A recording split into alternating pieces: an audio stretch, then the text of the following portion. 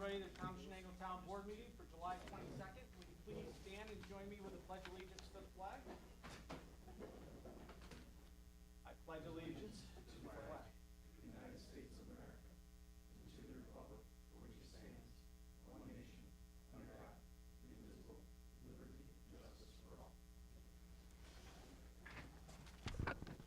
Clerk, roll call. Mr. Slota? Mr. Simonis? Mr. Johnson? Here. Mr. Holbert? Mr. Warden? Here. Okay, communications. Tiny Asian Fusion on Front Street has filed for a liquor license. That's all.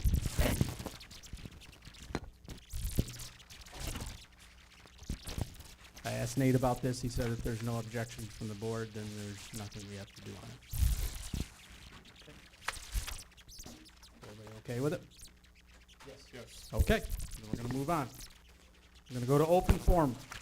Guests shall speak in an orderly fashion or limited to remarks of 5 minutes or less. The speaker shall deliver their comments or concerns in a civil tone and without the use of profanity, personal attacks, or other disruptive behavior that may result in removal from the meeting. The speaker shall not be interrupted and except in a matter of urgency. If anyone would like to speak tonight, please come up to the microphone. Thank you. Yeah, I know. It's enough. Welcome to the town.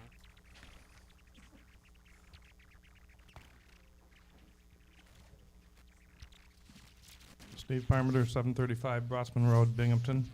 I had the side of the road mowed recently, and the driver did 2 passes in front of my barn, and maybe would have done a third one, but I had some fence posts in there. So just good job, Darren, I'm sorry. Thank you very much. That's all.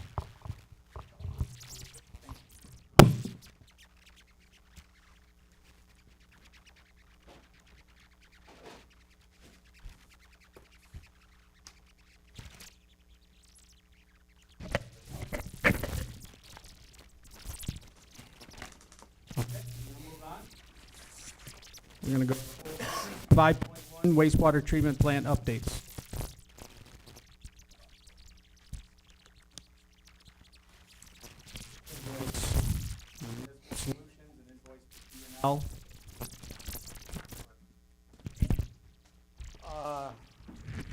Monthly update.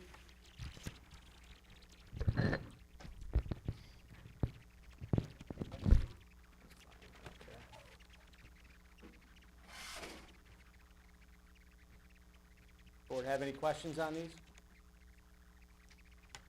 I don't have any. I don't have any, but I assume in the future she's gonna be talking about extensions and things, I guess, for the project, but she's not here, so. Yeah, so, not tonight. I just want to make a comment on the emails going back and forth between myself and Leeson. I didn't know if you guys had any questions about what's going on, but I did have a couple concerns that some of these pump stations are now out in the roadway versus where they weren't in the roadway. So we're working on that with, Leeson's working with me on that to see what we can do to remedy some of these. Darren, aside from Wisconsin Drive, what other one is in the roadway? Prentice Road, and now Fox Lane's gonna be in the road a little bit, so I was told today, which I'm gonna take their word, is that they're not gonna be blacktopping over these structures, they're gonna be blacktopping up to them, and it's gonna be concrete, so people are gonna be driving over the concrete portion of the lid. So I'm just waiting to hear back from them on what really is, because the one on Prentice Road is less than a foot off the edge of the road, and it's about 5 or 6 inches above road level. So there's no way, they have to do something with that one for sure. They had to at least move it back or do something. The one on Wisconsin, I'm not sure what we're gonna do. We're still working on that. So I definitely know there's gonna be some work on Prentice for sure that they're gonna be coming back for. Darren, you mentioned emails that were not part of the agenda or part of the public record, so I'm going to ask you to submit that to the town clerk for the record of the minutes of what emails you're talking about. Yes, I will forward all them Okay. that I talked from her.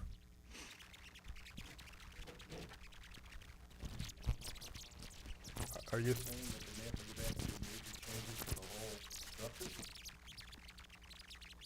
I mean, it seems kind of late in the game for somebody to take on the the way it is. You got birds in the attic? Sounds like there's birds in the speakers. There's something up there. Yes. That's a question. I just seems kind of strange that this is all coming out when we're 99% done with the project. Yeah, the one on Prentice Road, there's gonna be a pretty decent change on, depending on what they wanna do. Because I did ask, especially with the Prentice Road one, I asked why it's, first off, out in the road so close compared to where it was. And they said they went to the bigger one. And I said, okay, well, design, it should have been in the same location, it should have stayed back off the roadway, but,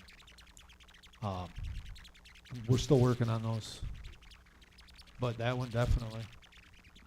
How substantial do we think these change orders will be, and who's responsible for paying these? That's gonna be brought to the board when she has those Yeah, I questions think from the first thing contractor. You've got to do is look at the drawings and make sure they were placed in the appropriate location as designed, and then go from there.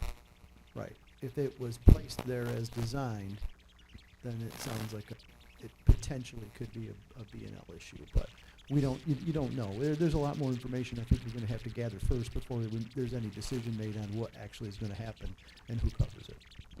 Yeah, yes, for sure, but I just wanted to make sure everybody knew that I'm still trying to work on those with her. Who did the I mean, part of that is, you know, who at the town did the review of the drawings and approved them at what point? Right. So that's just part of the conversation later. Yeah. Okay, everybody's good with that?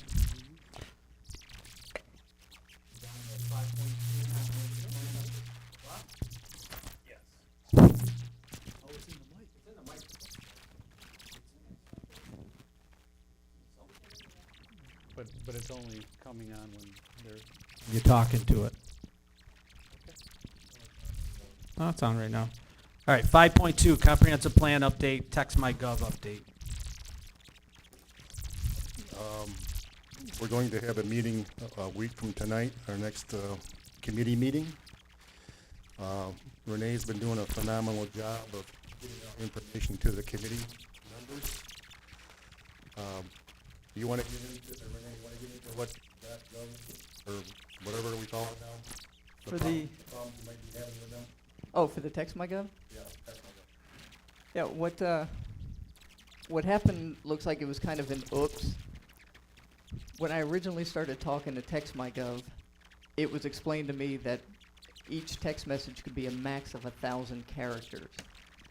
When Jody and I are doing the training right now, in that first training, they said, well, you know, you have 160 characters.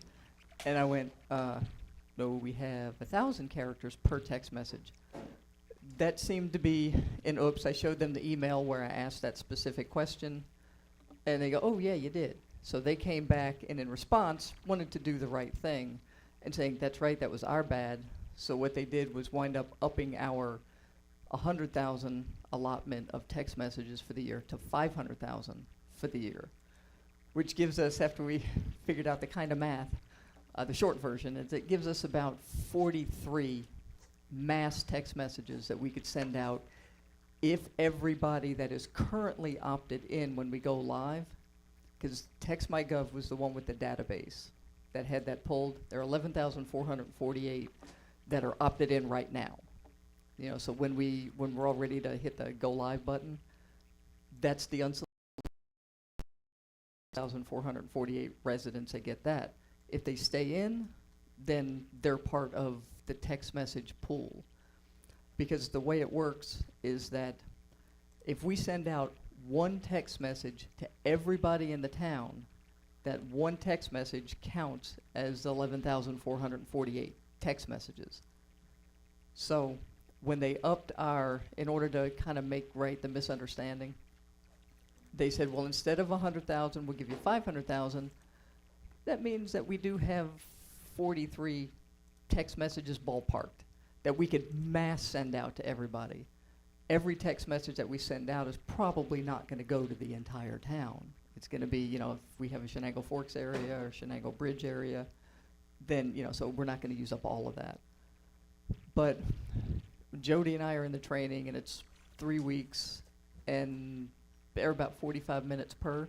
Right now, if you take your phone out and 91896, type Shenango to it, you'll be signed up if you're thing there. But that was what they did in response to kind of help out. What we did with the comprehensive plan is that part of the comprehensive plan was they wanted to, you know, send out the flyers. We talked about that last time, as far as getting the word out to everybody that, you know, we're doing this big comprehensive plan. TextMyGov can input their information as far as their flyer. If we send one out for the comprehensive plan that lets everybody know that this is what we're doing, we can also include at the same time the TextMyGov stuff. Because they said that will be okay if we, you know, that part's live right now where they could be signed up. So, the other thing is I posted on the agenda sort of what we're working with on the comprehensive plan. I talked to Molly, and she had a couple of items, and when we were talking, it was like trying to give the comprehensive plan committee sort of a direction that we're expected to go in, because a lot of people sitting on a committee have never been on something like that, so they don't know which part is our responsibility, which part is Collier's, what's the response time, where can we go, what are the expectations of the committee towards the town and towards Collier's and towards the planning board and the town board. So hopefully at this meeting, we'll be able to talk about some of that stuff. So, but I think that was everything, unless somebody's got any. Is there a new total response to the town? Yes, Molly said that, right now the first one, we had 134 responses, and we said, well, that was abysmal. Right now, we've got, she said, as of about a week ago, it was up to 560. And you can shout out to Chris Bodek, who did a lot of all of that. He volunteered to be our spokesperson when we get the local news media involved. So we're gonna probably discuss that at the agenda on at the meeting on the 29th, which will be up in the courtroom. Renee, the 500,000 that TextMyGov has kind of offered up here, is that just for the first year, or is that throughout? the No, contract? thank you for that, because I did forget. That is for, I asked them, I said, that 500,000, is that gonna be for both years? They offered a compromise, and what they want to do is they go, well, how about we look at your usage for the first year and use that to decide what we're gonna do for the second year. And I said, that's gonna be a town board decision. I will bring your compromise to the board, so thank you for that. And then I will go back to them tomorrow and let them know what y'all decided, whether or not, no, we want 500,000 for both years, or yes, it's okay for you to manage, or just keep an eye on what we use this year, and then have that come into play with what our max will be for next year. My point of view is to let it ride and then renegotiate, because if we end up using 650,000, then next year we go to them and say, oops, you're bad. Now remember, the extra 100,000 is like $30, or it's like very negligible. It's pretty inexpensive. But nonetheless, we go back to them at the beginning of the next year and say, hey, thank God we left it open-ended, guys. We use 600 and whatever thousand. This is what we need. Yeah, With and that I being don't said, know I if- don't think we'll use over 500,000, because I think based on what we saw happen in Kirkwood, because they did use this list, say 40% out the gate opt out, 60% stay in. We now have, Yeah. 70 messages or something like that town-wide.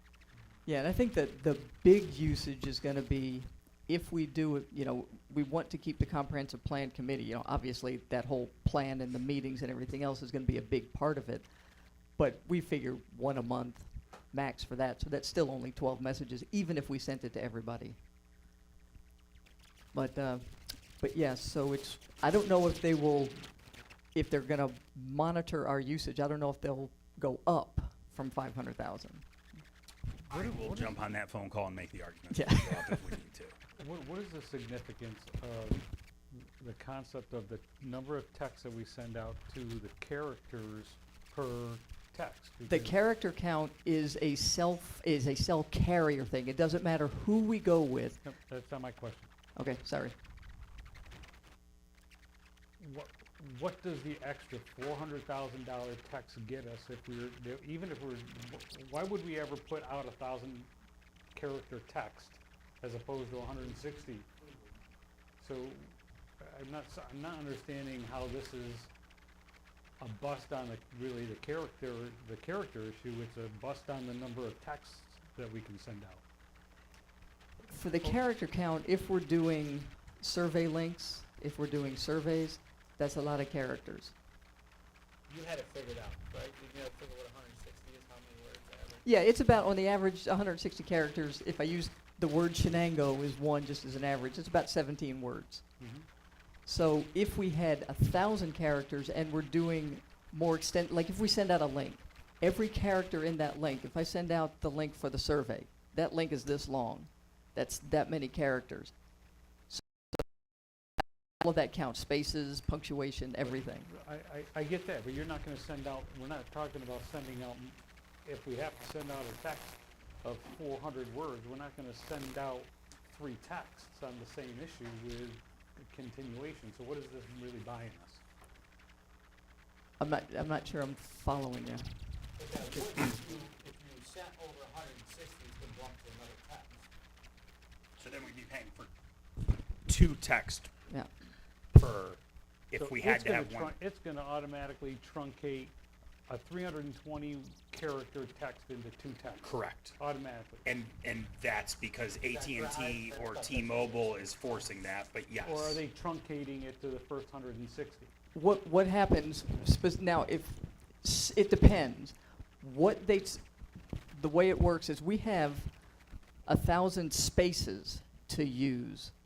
That 1,000 spaces will get divided up in 160 character chunks and go out that way. When I asked them, I said, why do I have, when we were training, why do I have a space that says I can type in 1,000 characters if 160 characters counts as a text?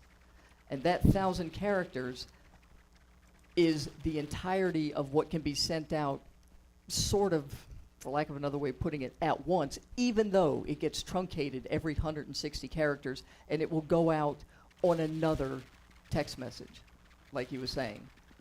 So if you've got, the way cell carriers used to work, remember when you got it and depending on who your carrier was, if you had a really long text message, you'd see it continued on, continued on. Cell carriers still do that at 160 characters. So I can type in 1,000 characters, because that's what I've got the space for in the TextMyGov area. But every 160 characters, TextMyGov is going, that's a text, that's a text, that's a text. So that's when I went, wait, if you're counting every 160 characters as a text, as one text, but I'm thinking 1,000 characters is a text, then that's a lot more words. So that's how it got to be they wanted to do okay, we understand that, our bad, 500,000. Well, is that 1,000 character text going out as one complete text and you getting charged for 7? Or are you sending out 7 texts? That's a good question. I have not seen it in practice, whether or not, I know with Civic Plus, it truncates it. I can send out as many as I want, but it's every 160 characters, it's going to be a text. So if I've got a 30-word sentence, that's going to go out for 2 texts. But is it, it's 2 texts to us, but is it 2 texts to the end user? Yes, that was the thing. It is 2 texts. When I asked, because I asked Civic Plus that, and they go, what would happen if I send out 1,000 character text? Everybody's cell phone is going to ding every 160 characters if they got a new text. Oh. So, and that's because cell phone carriers still use that 160 character text. That was across the board. No matter who we went with, that 160 characters comes into play.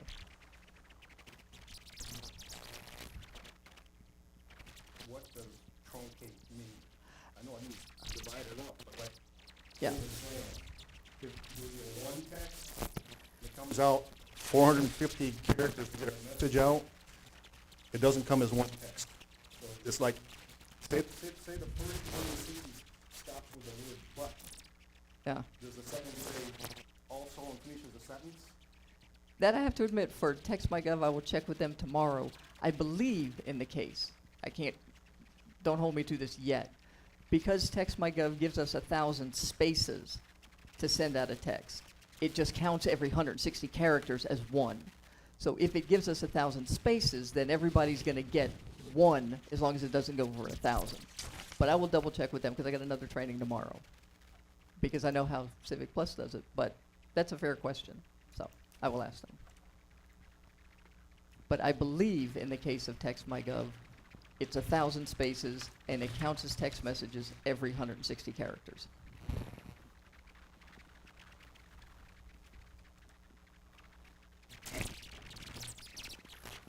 What do you need from us? How you want to do their compromise requests, as far as, I asked for 500,000 for both years of the contract.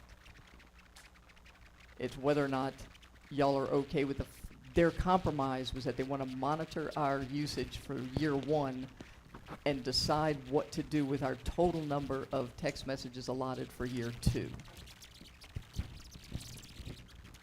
Yeah, I personally have no issue with that because, once again, I have no problem arguing the upside. My gut is this is going to be more than enough. I'm good with that. Okay. I'll tell them compromise is good. I'm not an expert. Sounds good what you said. I can't add anything to it. Yeah, I don't know what I don't know. You know, this is a Yeah. learning curve, and we'll know for every future year from here on out. And this Yeah. would be a heavier year, but we had a conversation about being very strategic around, you know, creating bit.lys for the links, so they're much more shorter URL slugs, and keeping the messages small. Yeah, and 17 words is what we figured. That's 160 characters, 17 words.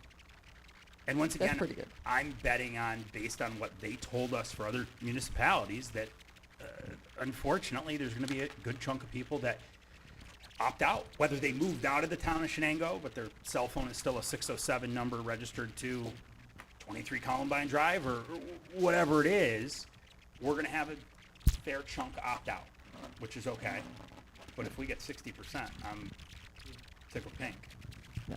So that cuts this number down right out of the gate after Yeah. the very first round of 11,000 and whatever. Was the other package that we were looking at the unlimited text issue? Yes. The other, yeah, Civic Plus was unlimited text. In fact, I double checked with them just to make sure.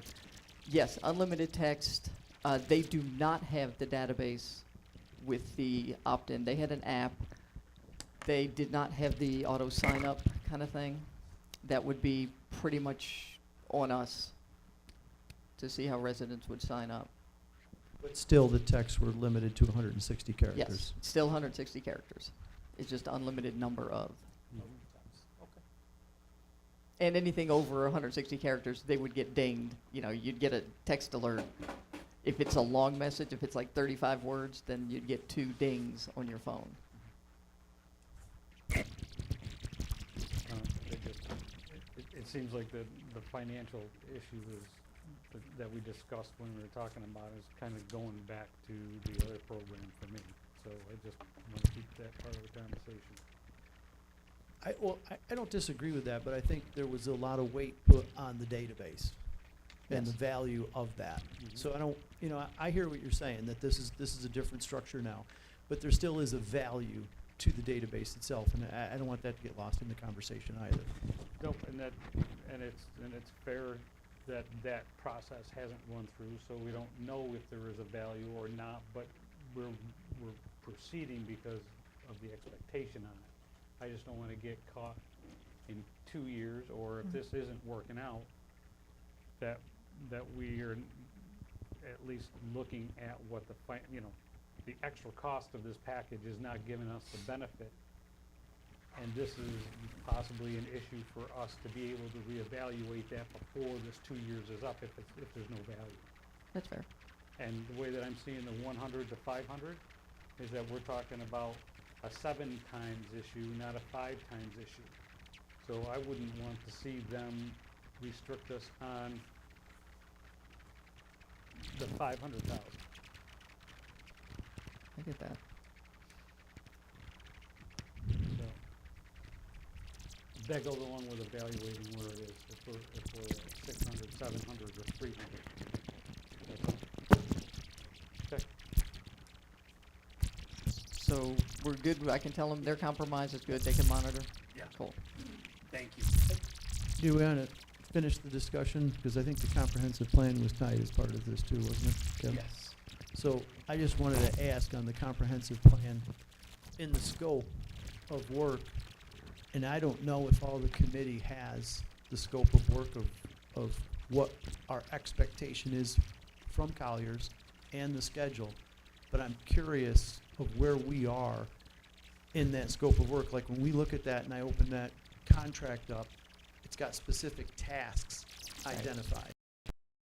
Know where we are in regards to that, you know, having an update to that to say, yes, they've completed the town survey, or they've done the, I think there was something where they were going to make some other assessments of some other attributes in the town. I don't know where we are in that process. Right. I posted the contract to the comprehensive plan committee on their agenda, and I said I included that. And one of the things that the Colliers guys, Molly came back in 3.3, the draft intro and community profile. I forget what task that is, but that's like the next step. But that question we can definitely ask and make sure that we know exactly what, wherever they are, what task they consider that to be. Okay, because when I just look at this, I see like task 3C, community surveys. I know we're in the midst of that. 3A was a town tour. 3B was stakeholder interviews. I don't. The questions you have there are what we're all asking, because communications have not been quite there yet. When we had the last meeting, whatever it was, the question was sort of asked, and she said, we're right on schedule. She was happy where we're at, but I can't tell you where it is. She goes, we're right on schedule. So we're going to try to narrow it down a week from now. You go to the map for this, wherever the sequence, you point exactly where we're at on that piece of paper, so we'll be able to find out what it is. You gotta give them a little slack, because the two main people we're talking to, one just had a baby, and the other one's in the hospital having some kind of operation done. So, communications has not been there. But I do appreciate Renee giving the committee all the background information we have. They got the contract we signed with Colliers. They got the zoning maps and what you can do in each zone, so they can look at that. So you've done a lot of work, so very good. Thank you. Thanks, Renee. All right, moving on. 5.3, town manager. So we've brought this up and had some discussion regarding the need, and there's several pieces of information there, and I think the one there that really where, in my opinion, we should start is the need for it.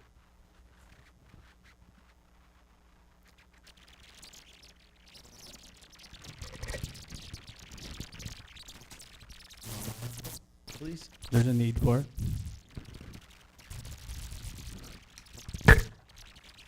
Kevin, that doesn't say anything to me. It's fine. I don't have, I'm just telling you there's a need for it. So. I in- don't in have the s- time to put a big thing together like you did So, against it. So in looking at For it. this, I just don't have the time. Right. So, I'm trying to keep the town moving forward. That's Sorry. not gonna keep this discussion moving forward. No, it's not, so, do what you gotta do. so in looking at this, you know, really there was several questions there, right? And the need of what it would be. And, you know, it definitely has given me pause and made me think about it. You know, we've had kind of a brief conversation in a previous meeting regarding, you know, the strength of department heads and what their scope of work is, as opposed to, you know, maybe laying this off. I'm using that by way of an example. I don't have any evidence of that, but laying some of this stuff off and helping Kevin out over these past months. There is a lot of stuff that I do admit that I'm not sure the supervisor should be involved with, but it comes to his desk anyway. How do you stop that? I'm not certain yet, okay? I have my own opinions on it, of course, but looking through this, you know, I think that this body should have that discussion of what the need is and what we think the role of the supervisor really is and what that time kind of should be, you know, as we set it up. Because currently, it's a full-time job. Should it be? I don't think so. You know, why is it turned into that? We could, you know, that we could debate that for years, right? So I go back to this and say, I'm looking at the need for it, or what we need from the department heads. What do we require from the department heads? And what should the supervisor's role be? What should the town board's role be in assisting the supervisor?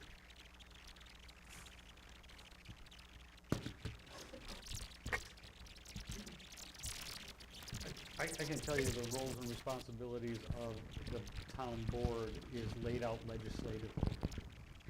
And a couple years ago, because of the supervisor that was in place, that took advantage of a system and took advantage of the people that were in the town, really undermined that role of the supervisor. Interjected themselves into the departments, took control of situations that the supervisor didn't have any responsibility in, and took responsibility and authority away from the department heads for them to do their jobs. Wouldn't let them do their job. And that went on for years. And that became the culture, and that became the expectation of what the department heads were doing. We had a lot of conversations with the supervisor. We did resolutions to remove all of the authority of the supervisor back to the legislatively authorized authority. And that was one of the last decisions that was made to do that. The department heads answer to all of the board, not a board member, not the supervisor. That was the other reason why the liaisons went away, because the department heads got confused, and rightly so. They were having conversations with the liaison that was supposed to take the conversation back to the whole board. The whole board would have conversations about it and report back and give the department heads direction. But that system got busted, and it got diluted over the course of time. So that was one of the primary reasons why the liaison was taken away, because it was one board member giving direction to a department on how to run their department and how to do personnel issues, HR, all the other stuff, purchasing, that it just got convoluted because it got into one department doing it this way, another department is doing it this way. So my position on where things have been for the last few years have been the department heads run their departments, run the day-to-day stuff, and they answer to the whole board. If they've got a question, they bring it to the board. They've got monthly reports. They have access to any board meeting that we have that they can come in and get direction from us. But that's the primary thing. There's too much stuff ending up on Kevin's desk, and it shouldn't be there. So is this a product? Thank you for explaining that first and foremost, because I don't know a lot of this back history. Is Kevin's desk so overwhelmed now because of the aftermath of that, let's call it the trickle-down effect? Or like, why is Kevin's desk so overwhelmed? Because I've been in the office when people pop their head in and are like, I need help with this, or what should I do with this, or do you want me to do that? And I'm not even gonna name names, that's a waste of time. But so should Kevin's directive be like, come to the next board meeting and ask all of it? Like, I just don't know what to do because I've seen firsthand. That is where my directive is. That is what I tell all of them. They're all frustrated. Nobody can get anything done. Just nothing. So what? There's a bottleneck. We all sounds like are agreeing on that. The town manager, obviously, I read your note, Gene, that was very well thought out and presented. There's definitely a fiscal responsibility. This is a big decision to make. I know we're not making this tonight, but there's a bottleneck. We're all agreeing. So what's the other workaround other than this, I guess, is what we would, I'd ask, because logically, the town manager makes a ton of sense to me. Where is the town manager gonna solve the problem? Because the town manager doesn't have any authority or any ability to do any work that the town board does. And if I don't have the authority to go and tell Darren or any other department head what to do, and I have to exclude myself from those conversations because I, as a board member, I can't make a decision for them. That's the board. If we were gonna direct the department head on how to do something, it's a board decision. The day-to-day operation has to reside at the department level. And so I just don't know where the town manager for that specific issue is gonna help the situation, because all that can do, from my point of view, is put another level of middle management in between the department head and the town board without actually being able to get an answer back or a direction back, when 90% of the items that I've seen come to the town board shouldn't come to the town board. I have no clue what comes to Kevin hourly, but I would imagine it's in that same ratio of the stuff that Kevin's getting shouldn't even come to him. To come to the whole board. So as part of that solution is to redefine or maybe reiterate the expectations of the department heads? Because clearly there's an issue here, all right, and it's not working. So it is up to us to solve it as a board. I do, and I think some of it is just enforcement.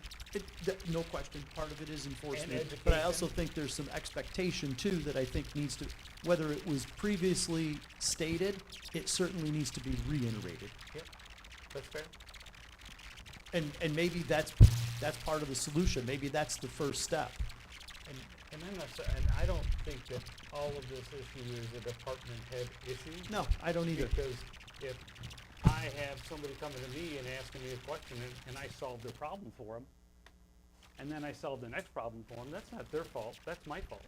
Right. I agree. Yeah. But I do think that as a board, we have to start someplace. We have to start someplace to resolve what's been going on.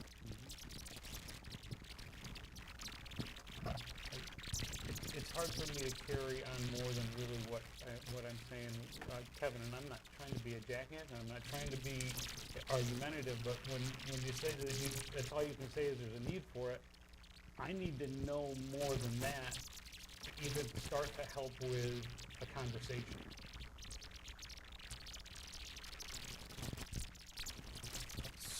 So let's What do you take- want me to do? Do you want me to let's- give you my whole laydown on how the day went today, or do you want me Well, to explain exactly? As a brief summary example, aside from the financial side of it, right? So I received phone calls this morning about roofing permits because we have bad advice either from the attorney or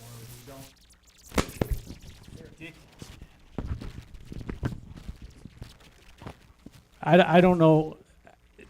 They're asking me for decisions on, do I collect money for roofing permits? Do I give the money back for roofing permits? Should we be collecting money for roofing permits? It's not in the fee schedule. How do we put it in the fee schedule? Should it be done by resolution? Should it be done by local law? Do you want me to answer those? Do you want me to tell them what to do? I can't. Right, I Attack- agree with you, you can't. Get the attorney. The attorney is giving mixed information of how we do this. So everybody's frustrating me, by at the same time, I'm getting phone calls from roofing companies wanting to know why their houses aren't getting inspected, wanting to know why they can't finish the job. Homeowners are calling. Everything gets sent to the supervisor's office. You want to come up and listen to all the voicemails? Right, but those, So how do I handle that? I'm talking to people that own these roofing companies. I can't do anything. I can't wave a magic wand, give you permission to go ahead and finish the roof. I'm sorry, that's a code enforcement issue. I can't do that. Right. But if you ever sat in the seat up there, you understand that that doesn't mean anything to people. They think you can, so they don't stop until they get the answer that they want. But the answer is no. Sorry. So I'm surprised you haven't got a lot of complaints to the board about my actions, but, oh geez, what else today? I haven't gotten one, just to let you, for the record, you said it, I'm answering, not one complaint have I got. So I really need to work on the budget. I have not been able to get the department heads their sheets yet. I have not been able to sit at the computer and print the sheets out. I have a stack of EDU complaints that are coming to my office, being forwarded from every other department, because they say town board on them, even though the department that issues the EDUs, that makes up the EDUs, that has decided how much we charge the residents for EDUs, sends them to the supervisor's office. So I don't know how the board wants to handle that, but at the same time, we're getting phone calls all day about the EDUs. Why I'm being charged this much. But these are official letters that came in that should be handled by the department that's the benefit assessment is being. So why did, Luke, why, Jay, why do you guys have a stack of them? What do I you don't mean? have a physical stack, I have a dozen phone calls. Oh, okay, all right. Yeah, no, I do not have a I physical. have some emails, text messages, Okay, I was just trying to understand the and connection. it's from people I know. Yeah, Yeah. no, understood. Okay. And it's just, there's other things I can't get into right now. There's complaints about vehicles being used on off hours for personal use. I have to research that, unless you don't want the supervisor to do that. You know what I'm saying? I don't know what I'm supposed to be doing when well, everything comes to the supervisor. There is a policy, a written policy for the vehicle stuff. Yeah, and who can view that stuff and who has to get those Yep. complaints. And I will take my time to look at that policy and make sure I'm doing it properly.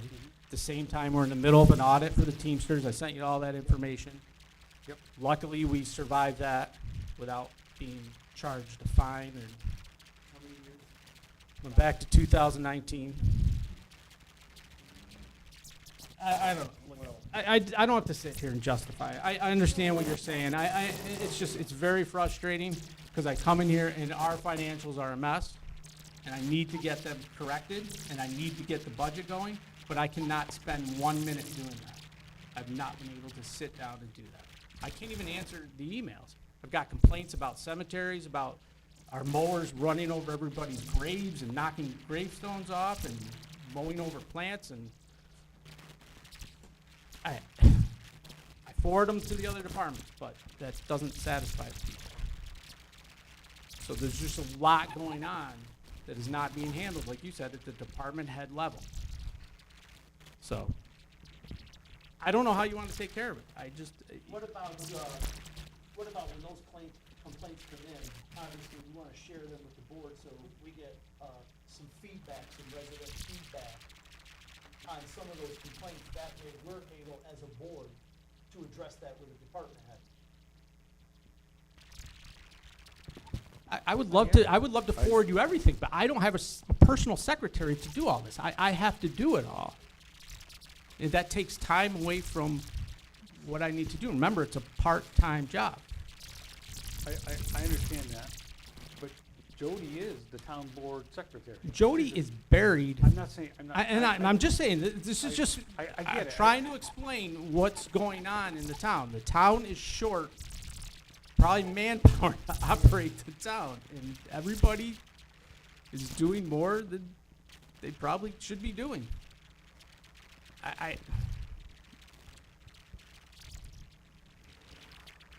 I just, I But- think I- sharing some of those Yeah. complaints with the board would be a good idea. Granted, they go to the department heads, but frankly, some of them are not being addressed. And then that becomes a failure of the town board if we don't address that. I agree, because what I don't know, and then it's, That's true, Dave. but, Kevin, me personally, I cannot thank you enough for what you're doing. You're a nice guy, you just can't walk away, and you get upset. it's gonna come to that because I'm not gonna work full-time. I've told you, I'm not gonna work full-time. And I'm not gonna sit here and put my name on everything that's half-assed. Sorry for the language, but it is half-assed being done. This town is not being run properly right now. You got a $150,000 comprehensive plan with nobody in charge of it. Nobody in charge of it. That is abuse by this town board. This town board needs to put somebody in charge of that. You can't rely on the comprehensive plan committee to be asking these questions, where are we on the schedule or whatever. Somebody needs to be contacting them and be in charge of that. You're just throwing money out the window. What else are we throwing money out the window on? I could probably name about 10 things. Because there's just a lack of, and I don't expect all you to be here every day to do it, but somebody's got to do it. There's just, unless you're here seeing what's going on day to day, our budget has increased in the last 5 to 6 years, probably 50%. I mean, just the bonds that we do. Now we're talking about doing more bonds. Somebody has to be monitoring those. We pay those. We pay them 2 or 3 times a year, principal and interest. I mean, all that. We don't have a bookkeeper that was here for 20 years. They used to do that. So yeah, we do have a firm that's trying to get on board, but they're spending all their time just trying to get the finances in order that have been all over the place for the last 3 years. I still don't have financial reports for May and June. They're still trying to figure them out. It's pretty scary if you ask me. So it's just a little frustrating. There's a little bit on my shoulders because we are getting into budget season. We have nothing in order to go forward with the budget. So, like I said, I'm not gonna, how many hours do you want me to put in for the budget?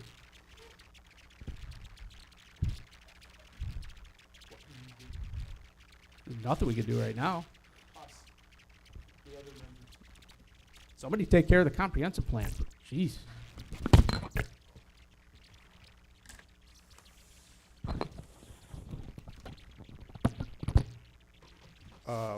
I guess I'm on the board. I don't mind taking over for it, but I thought when it was first set up that we wanted a person from the board to be on the committee, but we wanted to make sure that nobody from the board led the committee.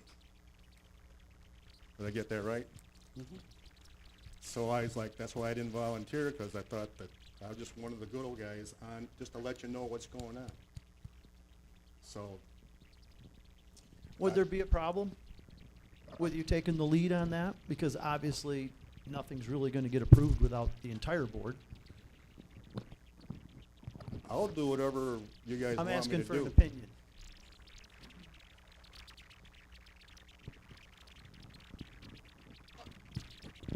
And Gene, I understand, I was here when the other stuff went on.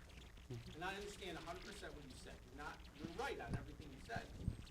But moving forward, something's gonna have to change. There's gonna have to be some type of lead. You know what I'm saying? There's gonna have to be some type of trust. That's all I'm saying. I don't want any responsibility or trust to do stuff that the board is supposed to do. Decisions that need to be made that just tell I can't make it. You gotta go to the board. And we could be 2 weeks out from a meeting, and they're expecting it to be done overnight, and then they're frustrated because they got people screaming at them about, I need to do this stuff. And I send you the emails, nobody replies to the emails.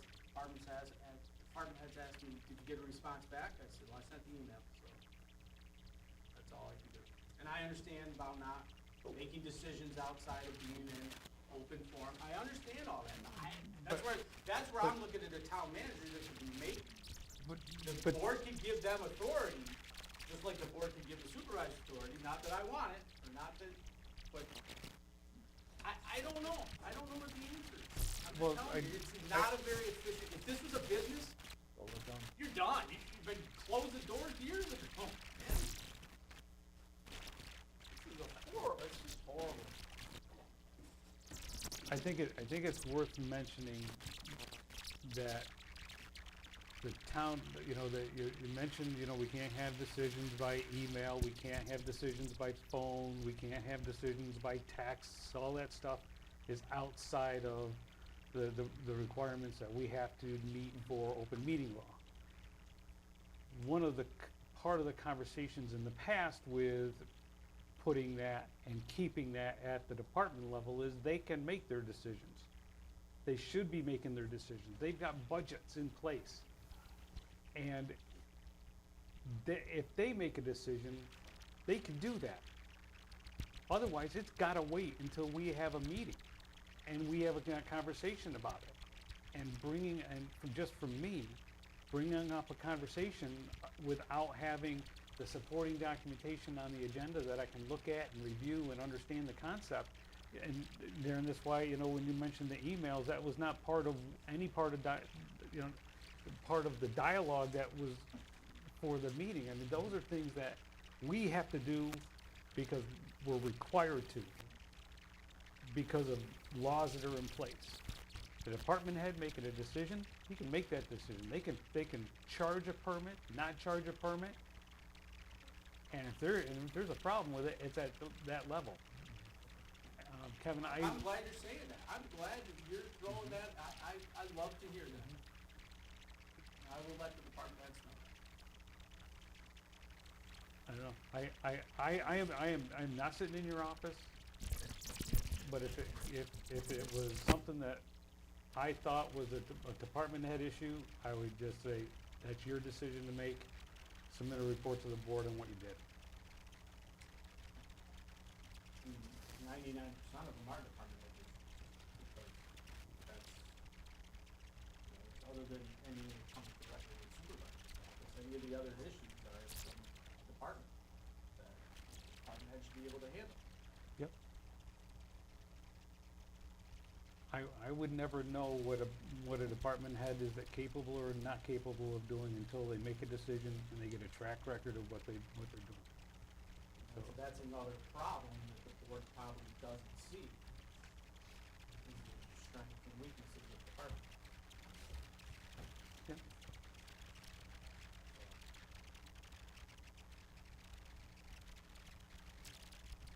And I think that's part of the issue of items not being addressed. If they need an answer, I don't know, I'm just trying to be simplistic. If they need an answer before they can put something on the agenda, then they have to make a decision, otherwise submit it to the board for the agenda. I don't wanna be violating what my oath of office is, or what my official duties or capacities are, or the trust that you guys have in me to do my job correctly, then I rely on you guys to do the same. That we can't get outside of, from my opinion. No, and I don't think anybody here is asking that. I think we're just trying to come up with some sort of solution that mitigates some of those things going to the supervisor's office. And if that is some form of review by this body on department heads to ensure that things are being managed appropriately and not being passed off or ignored, flat out not being done, I think that's part of our responsibility. So, in keeping with that same tone, if that's the approach, do we, I don't even know, but I'll ask you, do we have a review process of the department heads annually? We have a process, and we don't have a practice. Fair enough.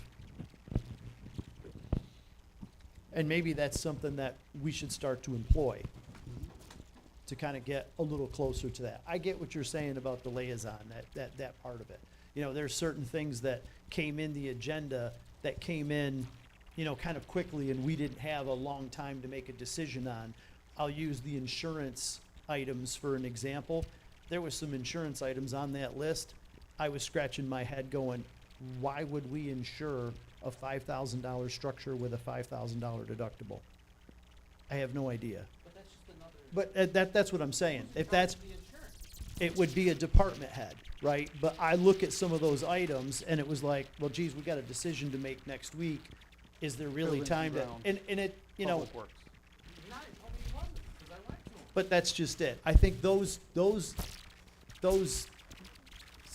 scope, that job description really needs to be redefined in each department head. And what the expectation of this board would be, and an understanding that a minimum of an annual review, maybe it's twice a year, I don't know, we'd have to have that discussion. But a minimum to me would be a practice of an annual review. And I think this Well, board sharing in some of those complaints that come in to the supervisors, whether it's the supervisor's office, the clerk's office, I think those complaints at least should be, the board should be made aware of them. That's all. And Kevin, the things that were taken and have been through attrition taken away from the Director of Public Works' responsibility have only happened since since the one supervisor was in place. Bill Cowles and Don Benjamin, the process with the insurance was they went through the insurance, they worked with the insurance agent, they got everything all squared away, and ultimately that did go to the supervisor for the final review and the town board to approve. Absolutely, I But- have no issue with that, but but- the problem is that it comes in and it gets done. Call it incomplete. Let's be polite and call it incomplete. Who handles this? Go to the department, you handle it, I don't handle it. Right. And How do I know that he doesn't handle insurance? How do I know that he does handle insurance? Where we took it away from, maybe you say it. You know what I'm saying? and I sent it to all you. Who handles this? He does this, he does that, nobody replies to me. So, well, nobody can reply to you. you can't say that it should be the DPW, I mean, is that a violation? It is. Okay, then I don't know about that. I would argue that. I'd look for an opinion on that. Well, I mean, identifying someone of who handles it is not really a vote or even an intent to do that, right? It's just merely pointing you in that direction. if Kevin called one person and had a conversation, then that's not a violation. But if Kevin calls one person and doesn't get an answer and he calls another board member, then it's a violation. If he sends out an email to the entire board, that's a violation. Not for information. No, but that's a question. but if I send an email. to That the was just board information. With information on it, it's not a violation. Oh, no, no, no. Right, Reply to it. right. But that's not what you asked. You said, what do I do? You asked a question on what you should do. Yeah, because we don't have cybersecurity coverage. Right, but that's the question that you're polling the rest of the board for. Well, what do you want me to do? Well, those are things. But that should already, but the question he posed is something that should be already established, Yes. I won't ask. right? Yeah. So that something that's already established is not an intent for us to vote, right? Now, if we sent out an email to everybody and said, hey, should we have cybersecurity, that's a different problem. Yep. So to me, something that's already established and him asking a question and one member, whoever responded first and said it's DPW, I don't see that as a violation. It's already established who that was. It's never gonna be an issue until it goes before the guy in the I black understand robe that, but I'm anyway, just, so- from what I've read, Mhm.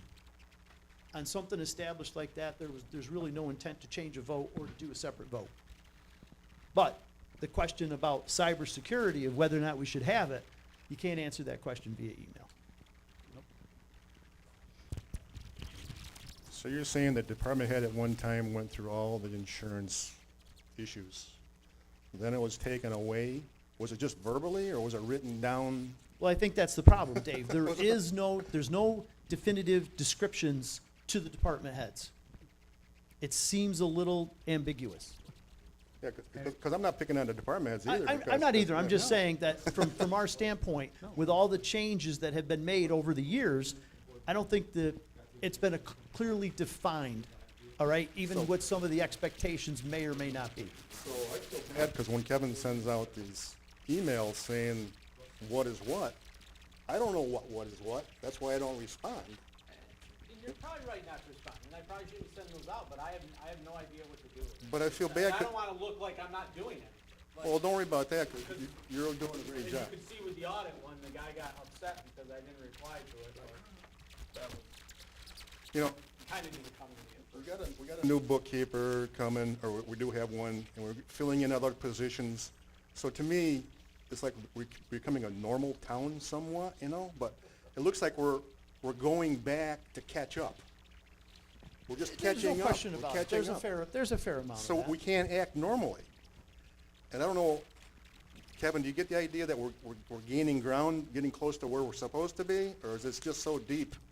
Because when we first started doing the manager, I go, it's no brainer, we gotta have one. Just because I see a lot of the things that the supervisor is dealing with, like, it's mostly like personalities, you know, between people, you know, like maybe a manager can head things off before personal things and somebody wants to quit or get fired. It wasn't so much, the manager to me was for financial gain, it was like HR, more or less, you know, but, The supervisor's in charge of finance, yeah, but, overseeing the finances, and I have no problem with that, but I can't spend my time on that. I want to spend my time on that. I can't spend my time on that. I came Yeah. in today to spend my time on it, yeah, and I didn't even open it. yeah. So anyways, I don't know what I mean, but, we have to sit down and define what we expect from department heads, or? I'm do we- posing do we that out there to reinstate this board of responsibilities to what them? our expectation would be of that. Because right now, there's aspects of it that aren't working. Is anybody familiar with the department head annual review form? I am not. I am not. Okay. I did a couple Do you- reviews. Do you have access to it from Jody? Will, I think that I can send it there. if you send that to the town board, that review, annual review, will go through the things that we have decided that the department head is responsible for, accountable for, what the metrics are that we're rating their performance on. I think that's a place for everybody to start with that. Okay. And Were there second- job descriptions? That's What- where I'm concerned on, is the job description. And the job description issue has been discussed in the past about the job that they are performing here as their job duty for what they're doing, and separately what their civil service job description can be with the department head responsibilities. And those conflict.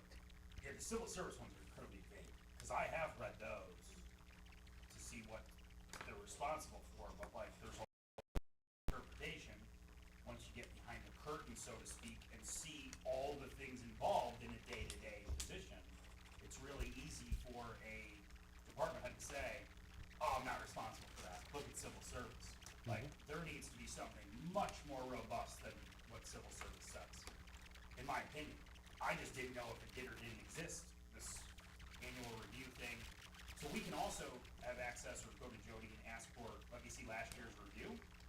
There's no review of it. He just said the practice, I think the last That's time what I was. thought was said, but I About wasn't 3 sure. years ago.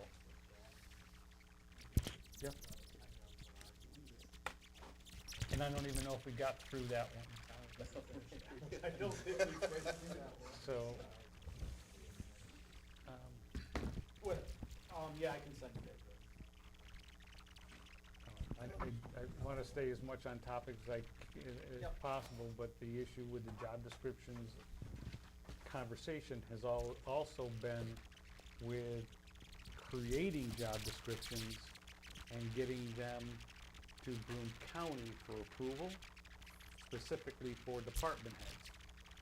And we've generated those in the past. And I don't know where it ended up on the decision end of it, but my memory was that once we enacted a civil service description for a position, we were stuck with that one for 10 years. I remember that. Right.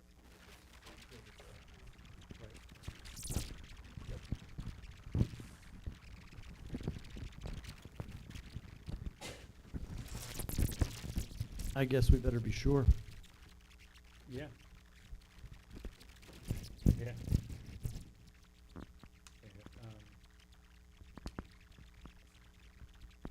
So what are next steps? Do we do the review? Do we make sure the job description is clear, then do the review?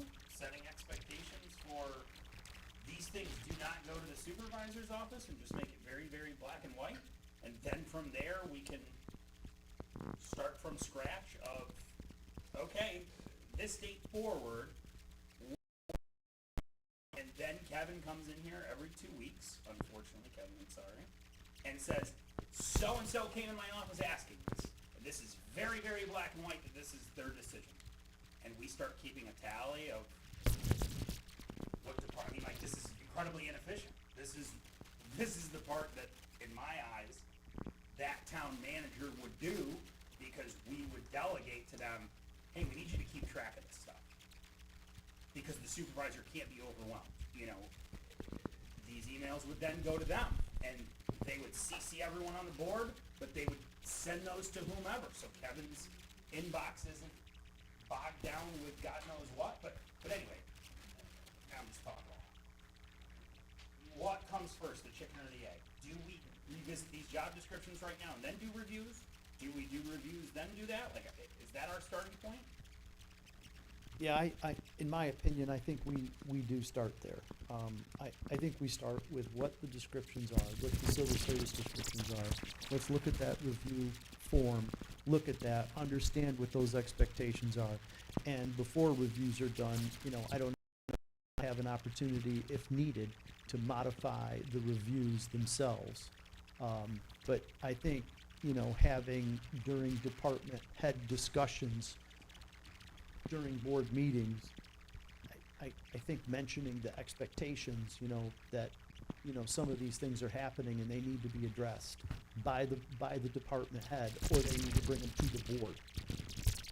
So to me, that's the starting point, to have that information first before I would move forward with any other decision.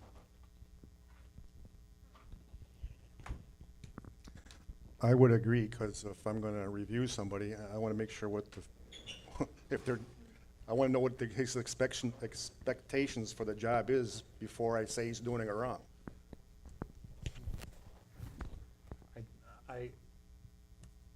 I'm pretty confident that the majority of the issues that we've talked about tonight are addressed in the department head review process. Those forms are certainly, they're not detailed to be a program where there's every variable or every situation, so, and no HR form ever is. But I think part of that, I'd like to see the civil service description too, to have an understanding of that. And if we have the discussion whether to create one to send to the county, that could be part of the next steps. the one that we spent a lot of time on was the department head for the code enforcement. We spent a lot of time reading the civil service description for the assessor. We didn't make any changes to that, but that's there. The other departments that we have are the clerk and the highway. Highway has always been kind of an outlier because Darren's an elected official, but he acts as that department head. So we have the town has a definition in our work rules of what a department head is responsible for, and so there's that. So when you're looking at the documents, go back to the work rules and see what's there for department heads. 'cause Public it's all Works? supposed to tie together. What's Yeah, that? was there work done on the Public Works Department? There was, when Greg was hired. But that was problematic because of how the supervisor dealt with that and how the job was accepted, and she negotiated Well, things out. So I don't- regardless so I of don't which- know if it's there or not. Fair enough, and I guess to conclude that is, regardless of which ones need amendments and which ones don't, in my recommendation would be that we review all of them. I agree.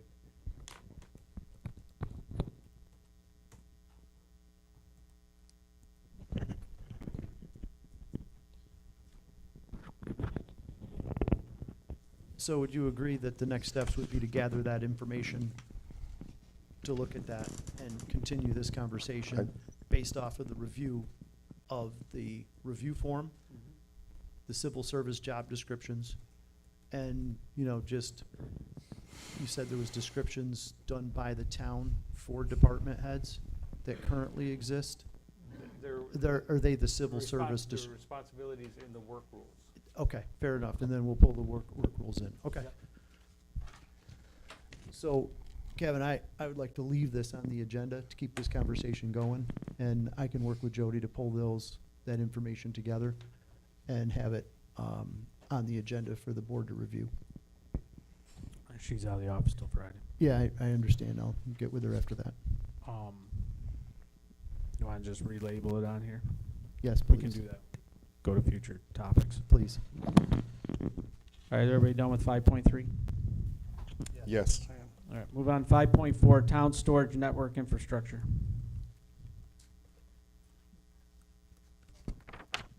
So just quote there for Pyramid. Is there any questions about what this is for? Or to move forward, just do the one thing I haven't seen is just the resolution for it.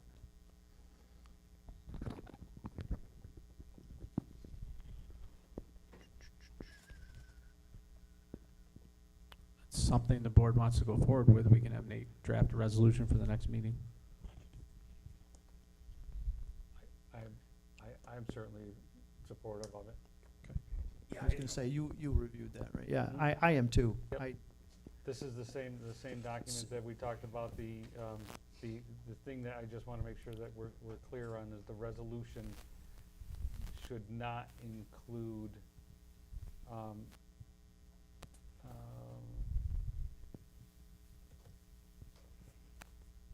there were the 4 items. Oh, it was revised to not include that. April 24th.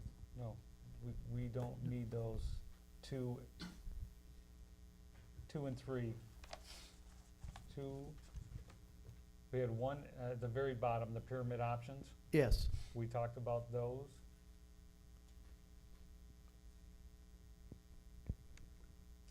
We did not accept number 2.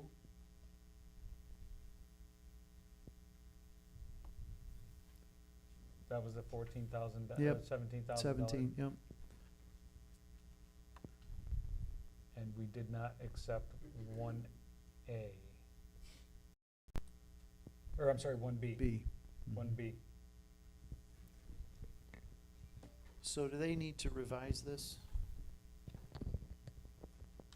Yeah, and And then, yeah,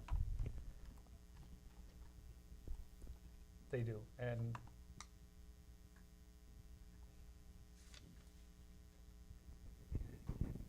they need a direction that I'll copy the board on. I'll send it back to them to submit it. I'll copy in the attorney on it so we can get the resolution plan for it, and with a final cost for the agenda for next meeting. All right, perfect. Okay. All right, moving on, 5.5, hometown heroes discussion. Mr. Slaughter. Mr. Slota. So I don't have anything formally written. The New York State veterans representative has not gotten back in touch with me, but I did connect with Roger, who runs the program in Port Dickinson. So the Cliff Notes is the $174.90 that the individual pays for the banner. That covers the cost of the banner and the hardware to hang the banner. The town has always picked up the cost of shipping, which Roger said he can go and pull those numbers for me, but that all depends upon how many they order at a time. Their initial order was for 50. So he said they gave him a heck of a deal on shipping because it was such a large order. NYSEG has not given them an issue with hanging banners on their posts as long as they are below the wires, which he said was no issue. We weren't trying to go that high. However, NYSEG would not give them something in writing that it was okay to do. The reason being, he suspects in conversation with NYSEG employees, was because NYSEG didn't want to be responsible if they, when NYSEG is working on a wire, if they gave them rights to this. The kicker is where the cost associated with this really is manpower and the lift. They do not have a bucket truck, so they've been renting a lift and batching when they do these. What they did so that they didn't have to subcontract with, say, the sheriff's department or get someone to help out with road closures, they had someone from the volunteer fire department travel behind the lift with the emergency lights on, and they said the initial 50 took like 3.5 days. So we're probably looking at like a 5-day rental of the lift, which I can go price that out if you guys want me to do that, assuming that we figure out interest level and what street we would want these on. The other thing is where do the employees come from that do this? For the sake of insurance purposes, they couldn't have volunteers do it. They needed actual town employees to do it, is what Roger said. When they talked to the state representative, that was the recommendation. Because they had people willing to do it, you know, but it just wasn't in the cards. So Roger can get me the contact information for the company that does this. The price has not changed. They're about $180. That cost is picked up by the actual veteran's family or sponsor, if you will. The cost associated with this would be what department do we steal people from to make this happen, and what the lift costs. So I can go and price all of those things out if that's something you guys are interested in me doing. I would imagine someone in the fire department would be more than happy to volunteer for part of a day and drive the emergency vehicle so we can shut down the road.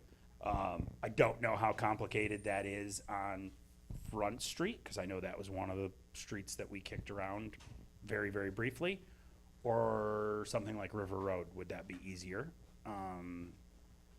But I would defer to a board vote on that. How they're doing it is they put it on the pole closest to that individual's home or family's residence. But Roger told me that made it a very, very difficult task depending upon how many banners you have, because this is one of those scissor lifts. They only go like 3 miles an hour. So for us, because the town is quite a bit larger, we would have a lot more ground to cover. So my gut is I wouldn't recommend doing that unless somebody felt strongly otherwise. But if you guys are comfortable with it, I can take this and run with it, get the lift price, and then we would just have to figure out what the employee cost looks like. But it's very minimal shipping according to him, and the cost of the lift. The town of Fenton does have a bucket truck, but I'm sure, I don't know if we could drive that or if we have to borrow an employee for them. We're not borrowing an employee for 5 days to do this project. But for them to come and hang a banner, they've been very good to Port Dick, is what I was told. I know there's a lot of information. If it's easier, I can put this down on paper and then come back next meeting with the actual cost of renting one of those scissor lifts for 5 days, but I'm ballparking 5 days based on interest, but, or if this just sounds like something you guys aren't interested in, that's fine too. How do you recruit people to be on the banner? How do you advertise? Or I mean, this would be something that we would put on our website. I would imagine going through Facebook with local veteran organizations. WBNG would probably run something. I know they did a Hometown Heroes project through the county down there off Revere Street, and the veterans, Broome County veterans promoted it big time. They sent out mailers to veterans I only know that because I got one. I think this could be fairly easy to promote, and then if we just set the goal of when are we gonna hang these, when we get 50, my gut is we'll get more than 50 pretty quickly based on what Roger said. Like, the initial wave of these people will come pretty rapidly is what he told me. Luke, I don't have any problem with that. I think getting something on paper and itemizing it will be helpful for the board. But yeah, I'd like to move forward and have you round all that up. Okay. I would have interest in seeing that and moving forward. I'll have that by Friday. I'll send it to you this week. I'll CC Adam on it, and then that could be posted on the next agenda, and we can just have it as a future discussion topic. I'm good with that. Yeah, thank you. Okay, perfect. Thank you.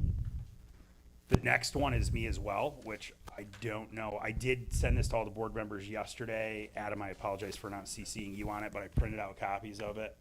This is the comparison of the nuisance property statutes, which more or less they've dumbed down to or given the nickname of the lockdown laws, comparing Binghamton to Johnson City. I know this was more or less kind of like a thought starter at this point of what we want to do. I gave a side-by-side comparison here. I think Luke, just, Luke, I've just got a concern that this wasn't on the agenda for discussion. I think The he can- document. Right, the document wasn't, I'm okay with him kind of saying what this is, but I don't think there should be any discussion on this document, Gene, just because it wasn't included in the agenda. Yeah. You know, he can give the overview of kind of what he collected, but I don't think for us, there's gonna be a discussion back and forth on this because it wasn't included in the agenda. Yeah, so we'd have to add that to the next agenda, because it does need to be on there, but, you know, appreciate you providing this, and, you know, if there's anything else you'd like to point us to look at, but I don't think, you know, in fairness, we can have a discussion on this. no, I mean, feel free to look at it then. The very last paragraph is me summarizing. But we're closer to Johnson City based on structure because we don't have our own police department. Okay. Yeah, we'll just include this for the 5th. Okay.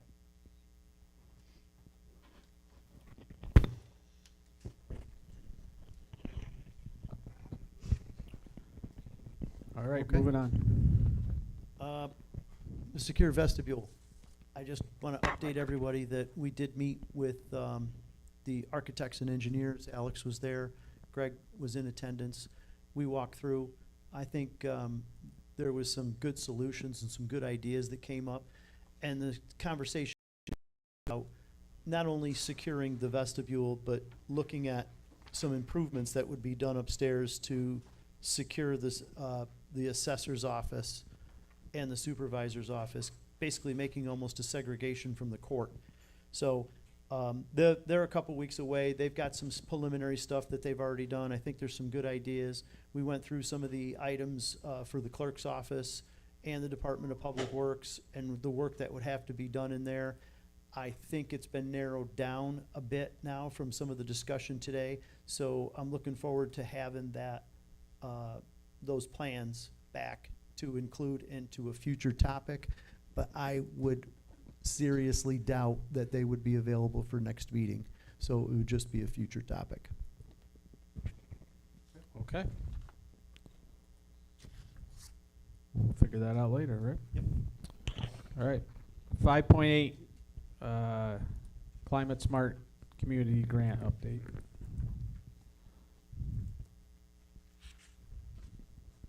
Is this anybody's, or? So I think if memory serves, last meeting, we had some discussion regarding this, Alex, but we were, I think we pulled everything together, and I know the idea was to include this for the comprehensive plan. I'm just not sure how we're gonna be able to do that. So moving forward with this, I guess I'm looking for some guidance from you to say how can this be included for some of those costs for the comprehensive plan? So this would cover what, 90 grand of your comp plan. I think one of the discussions though was how to advance the grant if you chose to, and this one is electronic, basically similar to what Joy was dealing with for the salt storage, if I'm not mistaken. One of the questions was, where's the paperwork on it? So everything that's attached is what they gave us. They really want you to get online with a designated person who's going to be signing things, and then start working through all their forms if you're going to keep up with it. One of the big pieces with this was Colliers was on notice at time of award that, you know, if we keep the grant and pay them out of grant, they're going to have to change their format to include their minority components that they said they would, but they don't have them in line currently, I believe, until this is committed on or committed to.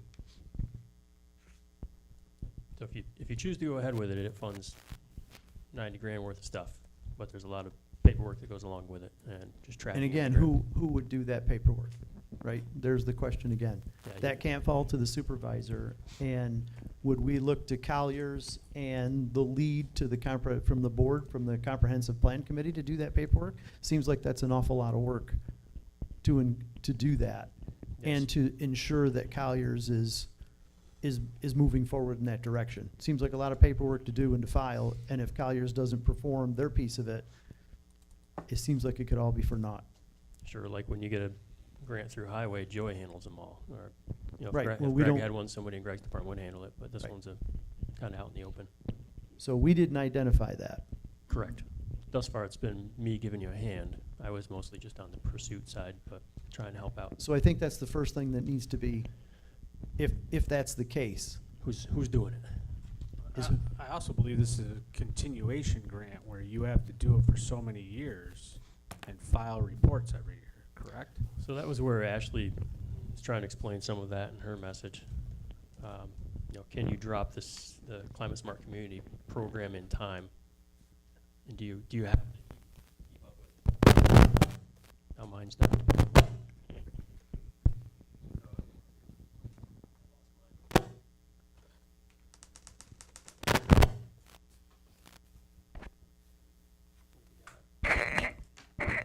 Next one.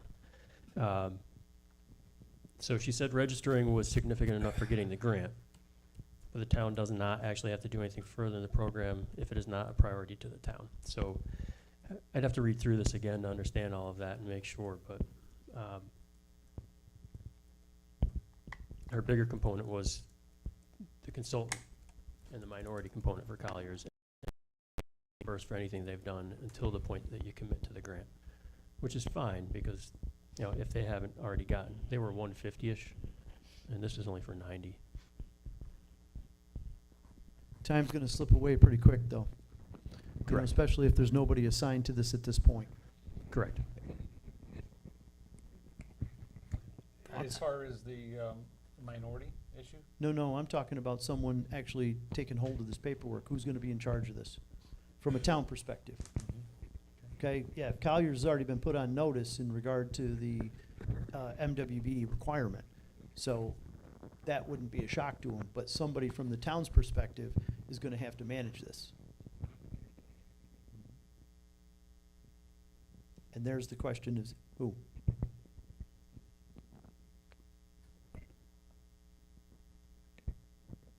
I have not seen it electronically on the grant site. I've been on there for Darren's grant and the town, the congressional earmark grant was on there. This one I have not seen on there.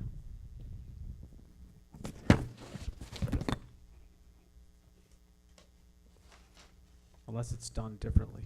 I don't know. So the steps are basically you got to get in there, log in, make sure you're registered. It won't necessarily just show up unless you've gone through the steps that they, Oh, so you have to initiate it I believe before so. it shows up on the state grant.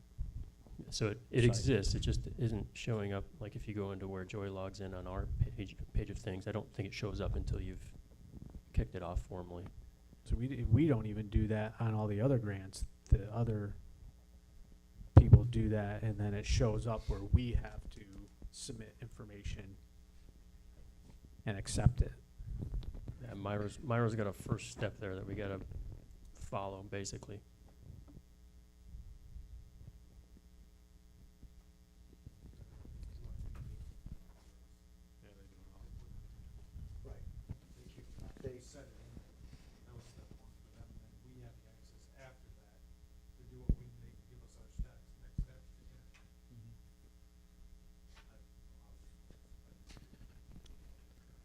Thoughts on who? Since I'm kind of involved with the comprehensive plan, I'm talking to Colliers on this side anyways. I guess I can get it started, and if I don't like it, I can tell you guys I don't like doing this, I guess. It's either that, I don't know who else is gonna do it. I think it should be the ordinance department that head. Who does it?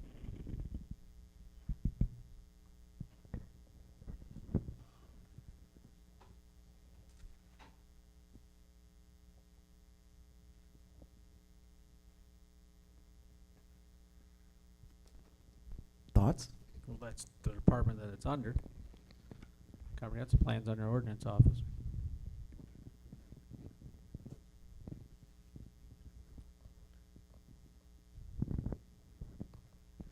I suppose we can have that discussion.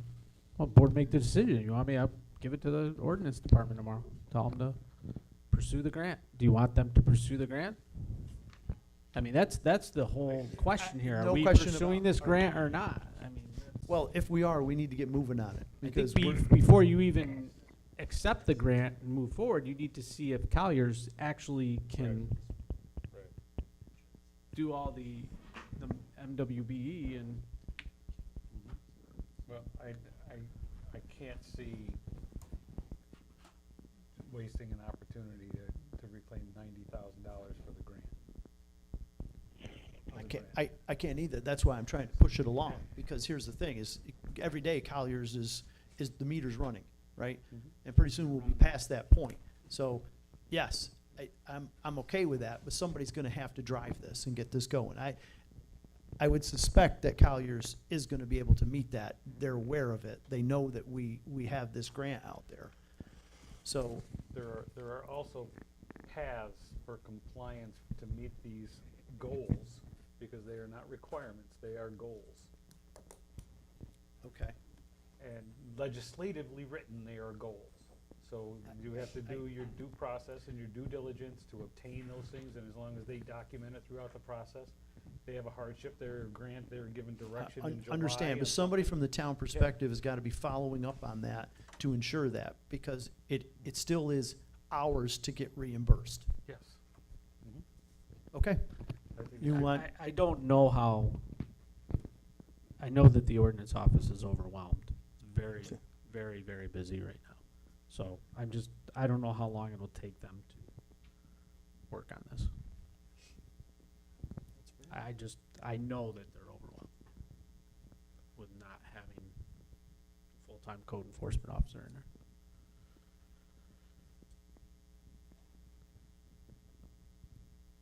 But that's the department that it's under, so.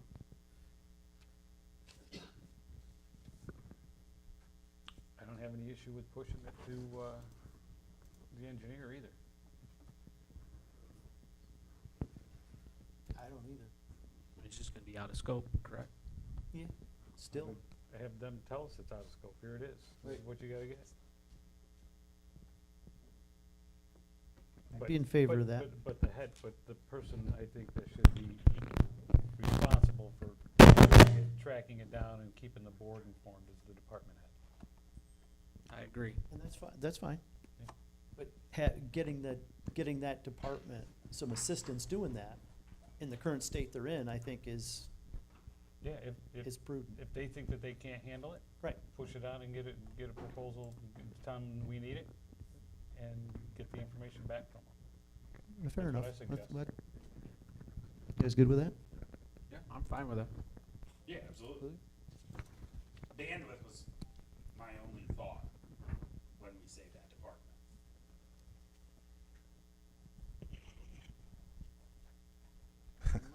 Yeah. Yeah, how overwhelmed they are with current workload and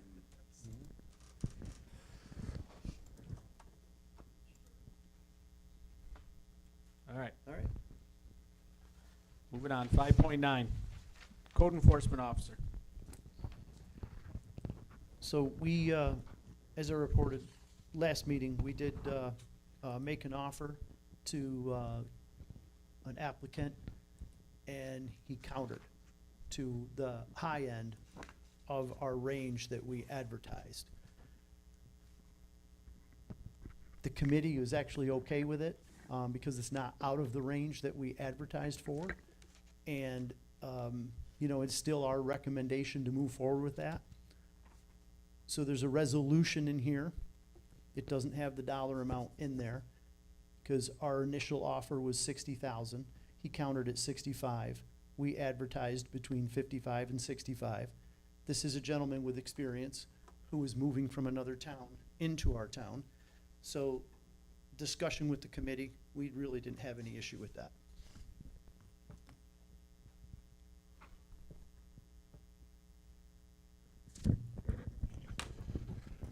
So at whatever point when the resolution comes forward, if you guys want to have the discussion regarding that, at that point, that's fine.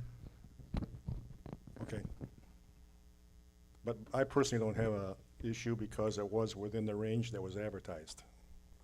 I also don't have an issue because it was within the range and they actually have experience to hit the ground running, so. Well, when the resolution comes forward, we doing resolutions tonight? Sure. That resolution, when it's read, will have the dollar amount in there for 65. Okay? And then we can have that discussion at that point. It's fine with me. Am I missing it? I don't see it on the resolution. It's right there. It's right there. It It's under didn't- it didn't get- 5.9, Gene, it's not on the bottom. You have the board, Oh. board wants to entertain it under 5.9 and during resolutions they can. It's up to you.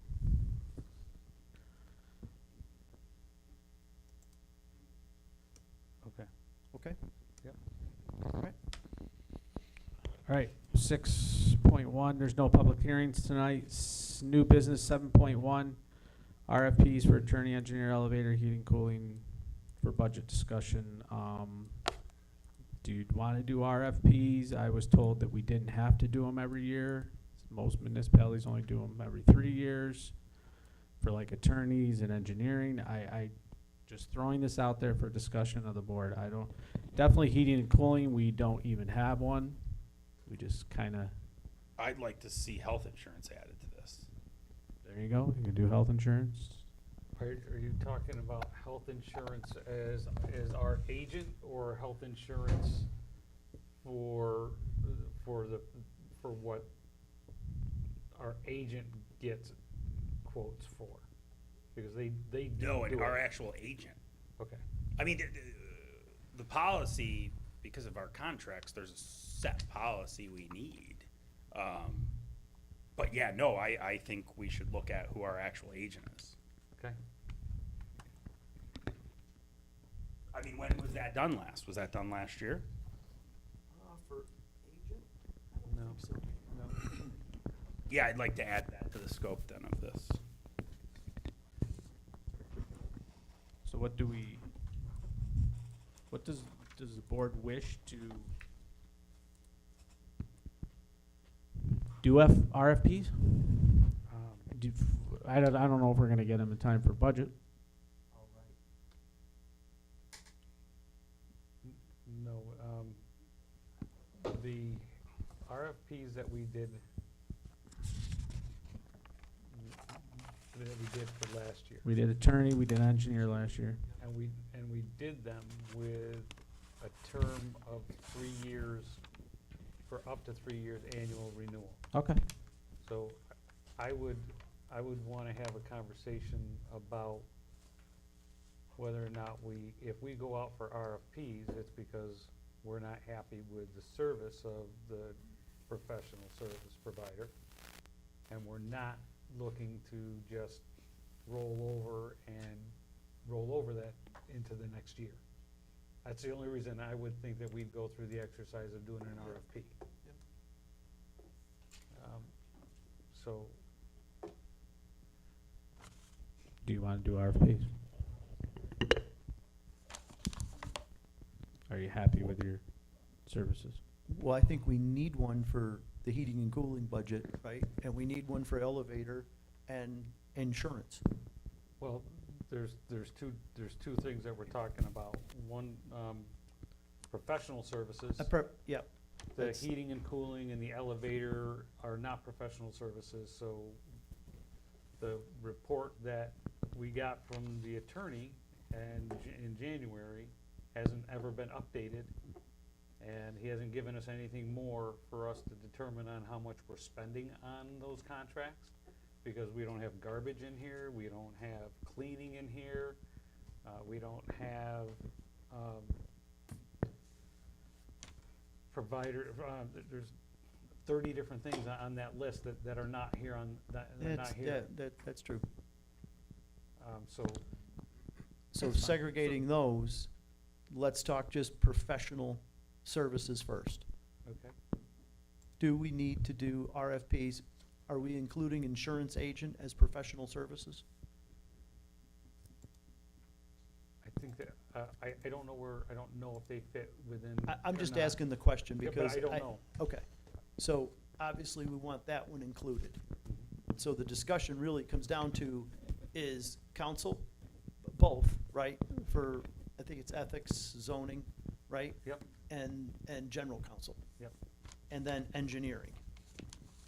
So that's the first question. Do we need to go out for RFPs for professional services?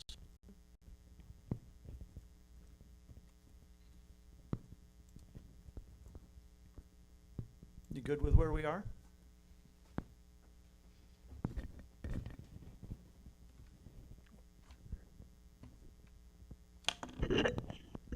I'm not.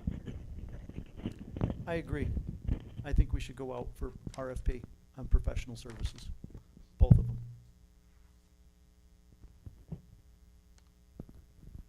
Lou? I have no issue going out. Kev? I'm all for it, save the town some money.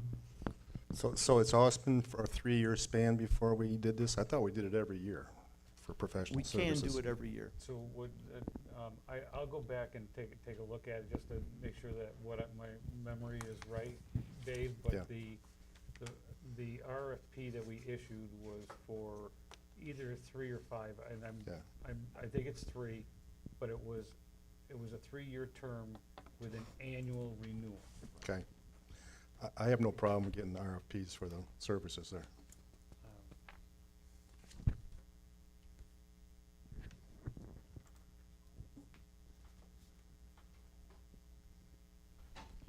And then the contracts piece is a separate discussion, but we need we need the inclusive list. Yep.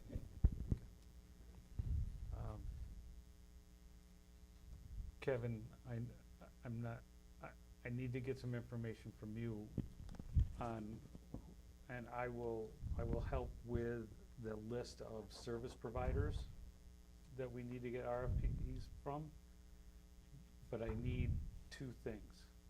I need to know who in 2025 and who in 2025 that we issued a request for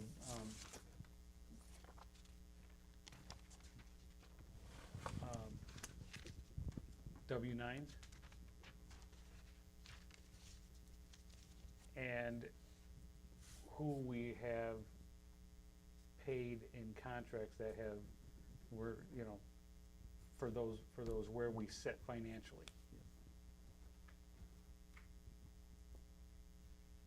You're saying if we paid the contracts or where we are in the Yeah, contracts? with those in 2025, I'm assuming that we're still using those providers in 2026 and how much we paid them in 2026. But you wanna go back, you wanna know in 2026 how much we paid them Yes. compared to 2025? Not No. necessarily compared to 2025, just who we, Just who? Who is continuing in 2026? yes. Yeah. But any service provider that we paid over, well, it used to be 600, I think it's now 1,200. Or 1,500, I'm not sure, that we have to get paperwork, we have to get their documentation for that, who we got from them. Okay.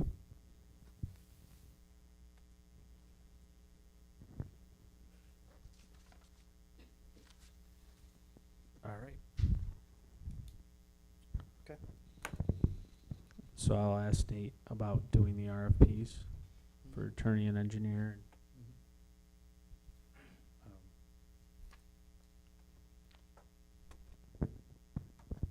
I would just ask if we can have a conversation about that before the end of the night, Want executive session? to go over, for contracts. Okay, we can do that. We can talk. All right, good with new business? All right, let's go department reports. 8.1 highway report. So, first thing there's the updated salt shed, from Hunt's. They got two estimates, cost estimates there, one showing doing all the blacktopping and that kind of work on the outside, and one without. My preference is to just do it all with the one with the blacktop and everything and have it all done that way. Also, the correspondence that they had with the code department, on the permit portion of it is part of that.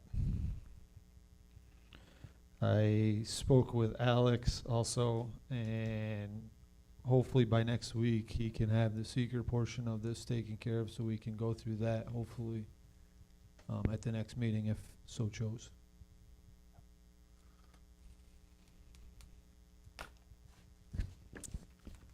And on that line, as we were discussing about trying to bond it, to start the bond at the rate, I think if we could get a resolution for next meeting, if Nate can get it prepared to do that, so we can get that started, that portion of that with the bond.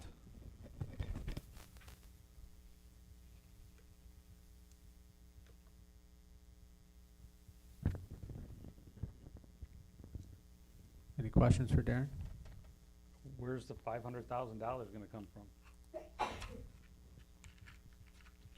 Well, we have 560,000 in the grant, so I would really not want to give up that, and we try to regroup that No, that- 560 from them. Darren, that's not what I. 725 is what we budgeted. Yep. And then the other would come out of either the fund balance or bond it, and we pay it, we budget it through the budget afterwards, or capital improvement where there's over $1 million some dollars sitting in there. That's just a discussion to have, and what the best interest of where to get it from.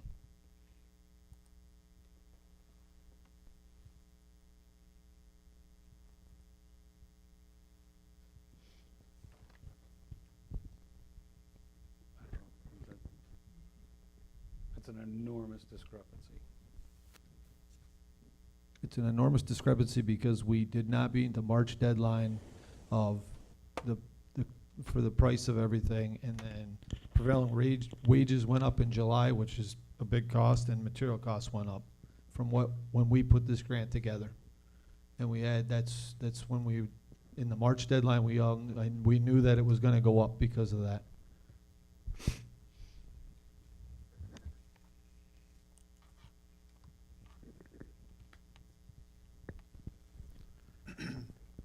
So it's roughly, what, $400,000 more than what originally you thought it was gonna be?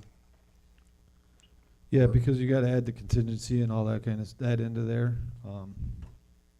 Not to say we're gonna use it, but, I mean, this is a pre-engineered structure, so it's basically, it's gonna come, the structure portion of it.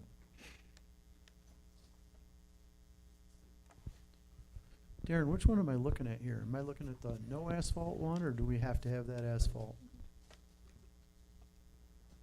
I'm looking at the asphalt one and getting it all done, because that's the outside where the drainage your underneath, apron and that the you're ta- apron yeah, and the drainage okay. all the way around, that's, I mean, we can cut back No, and I'm just, not I'm do I'm that, just but curious, then 'cause, yeah. do it later on, so that's just another. Also looked Well, at I other, just don't know why is there 25% contingency in this? I'm seeing 20, but still. Well, that's 20 on the bottom, but he's got 5% in field change payment, that's a contingency. Cause that's for unknown conditions, that's built into the bottom line before you add on the 25. Oh, so it's actually compounded. that's just their extra Yeah. they threw on. Yeah, I yeah, mean- yeah. But this is also the engineer's estimate, so there's no, this is not what we're buying the project for. It's gotta go out No. to bid. Well, you got the quote for the building structure, right? Is that a hard number? No, it has to go out to bid. This one has to go out the bid.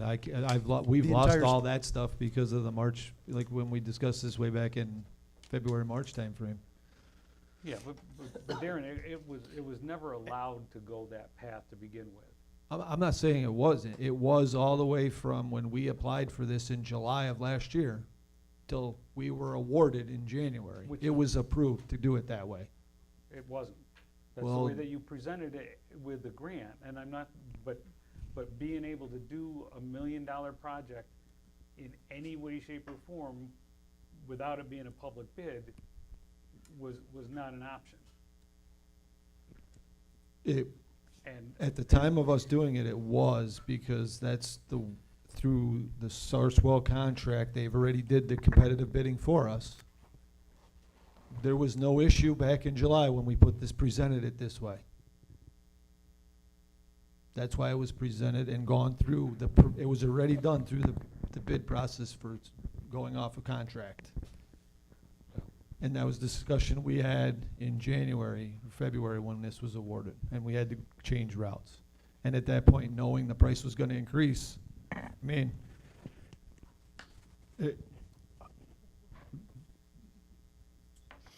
I just can't see giving money back where if some way down the road, the DEC comes in and says, now you have to do this, or the state says it, because there are bills that are started and they haven't read completely through yet this year, because they've signed, but they're coming back up where they could put it in where everybody has to have these salt sheds and everything's gotta be combined, that we just gave back 560 and DEC's not gonna give us another grant down the road.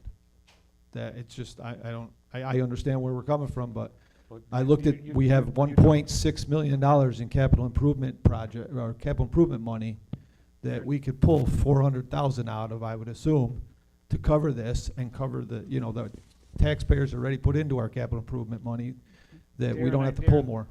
the $560,000 grant that you applied for was based on what you estimated or you were given the number that project was gonna cost.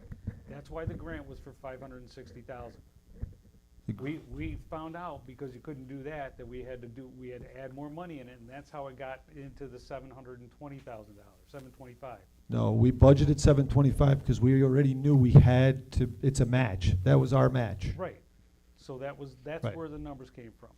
And at the time that we did all this, and the reason that the board pressed to get an estimate is because before we even decided that we were gonna go forward with the job, and I see there's correspondence in here about getting building permits and all this other stuff,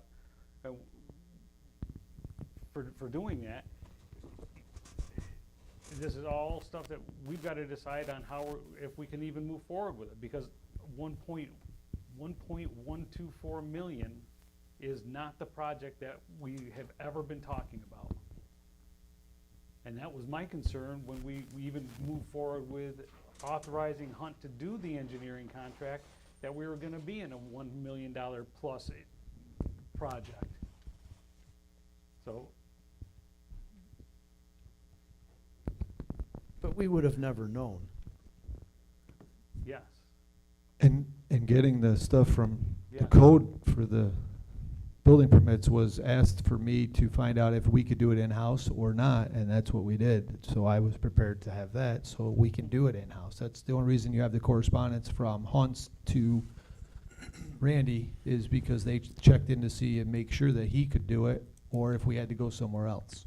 Okay. That's not saying that we're going forward, but that's my checking in from our last meeting, being asked to find out if it could be done within house or it had to go outside.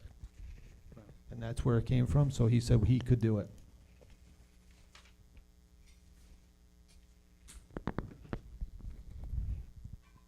Well, I guess. All I know is there's a lot to do and deadlines to be made, so if I just not trying to force it, not trying to do, if we don't want to do this, there's a lot involved, and we can tell us now, and I can tell Hunts to stop, because I just don't think we need them to move forward with any more, because right now they're working on the contract for us, and they should have that to us next week, so that Nate, Alex, and myself hopefully can take a look at that for us.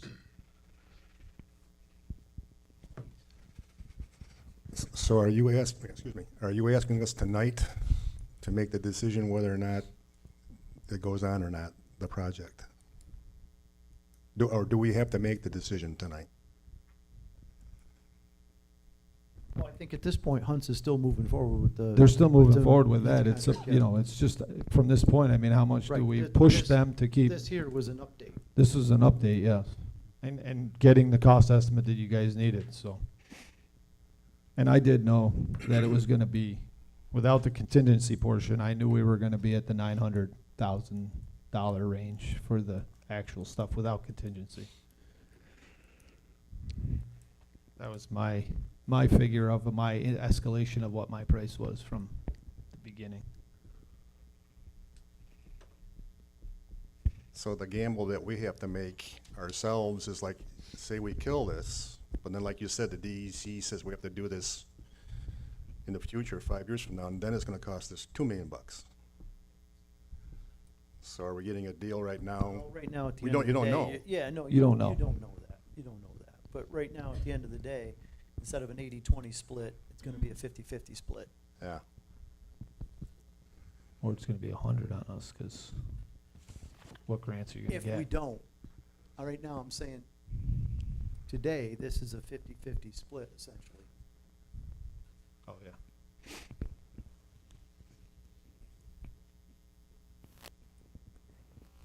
But, you know, Because the original estimate. what's that? Because the original Oh, estimate was wrong. I get that. The original estimate was 7.25. I get it. I get how we came up with that. The only thing I don't know here is, you know, is this high, is this low when it actually goes out to bid and we get numbers back? You know, it seems like it sounds like Hunts is pretty far down the road with the contracts. Do we send it out for bid? And make a decision then? They might come in a lot higher and it makes the decision easy. Yeah, I think really from where I'm sitting this is presented for information for me only. I agree. And whether or not we move forward with it is when we see the bids come in and we have a conversation about award. Absolutely. It's a point I'm making. Yeah, this was an update. Yep. I'm just merely saying, I don't know if that number holds, one way or the other. Information that I would need for that conversation is, you know, what the bids are that are received and what the excess is for what we have allocated in our budget for it. And where Where the we would fund it. recommendations are to come for it. It's not my job to sit there and try to figure it out where it's coming out of the budget. No, but we're not at that bridge yet. No, but I just don't wanna get to the meeting and it be a surprise that this is gonna be an issue for Greg and for Darren to go through the budget to find out where it is and what options there are. Do you want him to come back with the bid documents before it goes out to bid? Or once they come in the next few days, if Nate and I review them, can Darren put it out? I don't need to see them. I don't need to see it either. I think you move forward with it. Put it out to bid. Thank you. Just when you do that, put it out to bid with a schedule, keep in mind what the board's schedule is, what the meeting schedules. And get the board, and get them received in a manner that can be timely gotten to an agenda. Yeah, I think that would fall into that schedule that I presented somewhat roughly 2 weeks ago. No. I think was what we were looking at, and enough time to get it back. And if not, we had an extra meeting to push it off to get that timely fashion. No, you Sorry. did, I just don't want it Yep. to get overlooked in the. No, thank you. Are we all set with Darren? All right, the other couple things there, my the Highway 284 agreement that I presented you guys, at the beginning of, for budget season. I have to make a modification to that, so I will have if you guys are okay with that, just so I can get the work done with in timely fashion, get Nate to put the documentation, give it to him in a resolution just to modify that. So the road work can continue. It's just switching out taking one road off of doing something and doing some other stuff that I need to do first. As long as you guys are okay with that. I'm sorry, I do wanna ask that you do something with the salt shed bids. Yes. That, Alex, when you're looking at it, will you give recommendations on alternates, deduct alternates? Because I wanna see something that you can get awarded and get what you absolutely need, not what you want. Town can do a paving, we can live with a gravel parking lot for a while, we could do something like that, just anything that you can that's got a significant amount of scope that you can deduct away from the project to be able to get a salt shed, to get it in line with the $780,000 budget.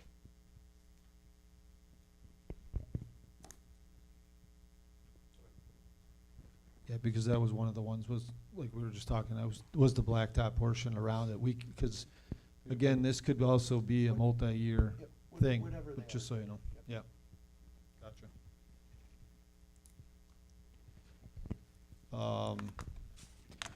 The other one there is just the East Hill, just bringing it back up because I'm trying to just time things if we can get a chance. I know financials, he hasn't been able a chance to look at that, but I'm looking to see if we got a chance on that, or if we can get that in the next 2 meetings or so finalized if possible, if we can do it or not. And then But you'll need to determine that, right, once you see where you are in the budget? What, doing East Hill? Yeah. I would like to do it, but it's up to if we have the funds on the side, the fund balance to do some of this. This is out of fund balance. Yes. And at the rate I am at, Highway fund balance? No, general. But I'm also in the process, once I get these projects done, I may have some money in my CHIP funds to be able to offset some of that can help do some of it, but not help to do the whole thing. But this was a discussion item that was a month ago, and just bringing it back up.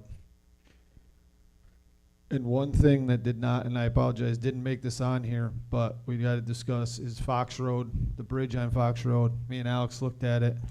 I got to get somebody, I'm trying to put Hunts in that, or if I can get an engineer firm in there to do this under, because it's a red flagged, which means we have a certain time to get something done. So I got to get somebody in there to do it and get this looked at. So. Well, we discussed that, and you were gonna get together with the attorney and Alex and get an RFP out and get that. Yeah, so me and Alex looked at it, and I want to do this. I think we're gonna have to do this under an emergency because of the nature of the pipe. So I think we can, obviously, with the engineering firm being that I can choose. I'm assuming I can choose one to hire them to bring them on. How long would it take to do an RFP? Yeah, but you've got criteria to determine an emergency. Yeah. And what's your substantiation for an emergency? Well, so the state's red flag came out after we had looked at it and found our deficiencies. The red flag was new news based on their investigation in the last few weeks.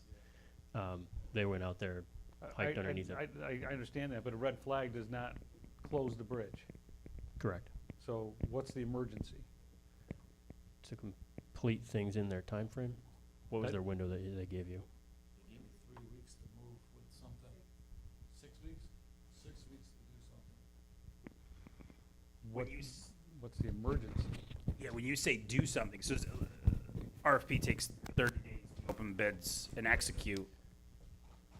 Is that a timely fashion that if something's being done in that last 2-week window that? Initially, it's to get the consultant on board. So the first step, emergency-wise, was can we go ahead without the full multi-week selection process of an RFP and award for the consultant and get one quote from one entity that we deal with? No, we talked about it at the last meeting, and Nate didn't think that they met the criteria for an emergency, and I know you weren't here, but Darren, you said it wasn't an emergency. So- That was before the red flag, though. No, it wasn't, no. Right. No, the red flag, but it was before me and Alex looked at it, because I needed him to review the red flag, that was the portion of it, to make sure what we needed to, and that, trying to get the consultant on board now is the emergency portion to make sure that we can meet that we can meet that 6-week criteria if something has to be. Well, you're the highway superintendent, so if you think it's an emergency, issue it. That's in your court. Right, okay. Otherwise, you've got to go through traditional RFP, design and RFP for that. Okay. All right. All right, any questions for Darren? No. None. All right, moving on. 8.2, everybody see that Yeah. on the agenda? That was, Nate said that that's what he pretty much thought we were gonna settle at, and that's where it's settled at. So it's just for information purposes. Do we need to do anything with that? He said no. On I eight, didn't think so. 8.2, we don't need to do anything. I think we might have to do a resolution maybe in the next meeting or something, but he Right. said just for tonight, that it was just, he got the information and wanted to pass it on to the board. Okay. 8.2A, attorney's report.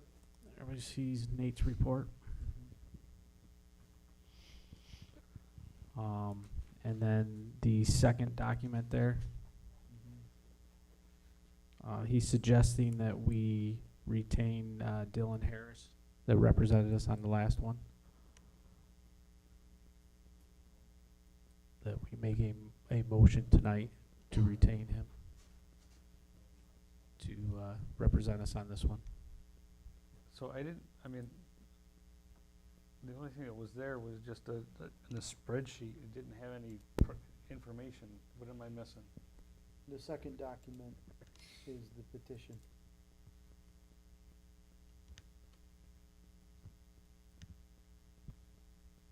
Second document.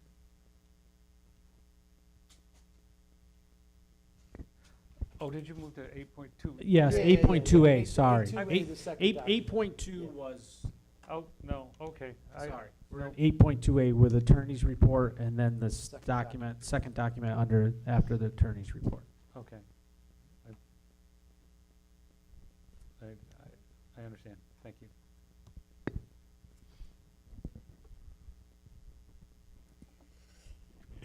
You said we should decide on tonight, or? He said we just need to make a motion.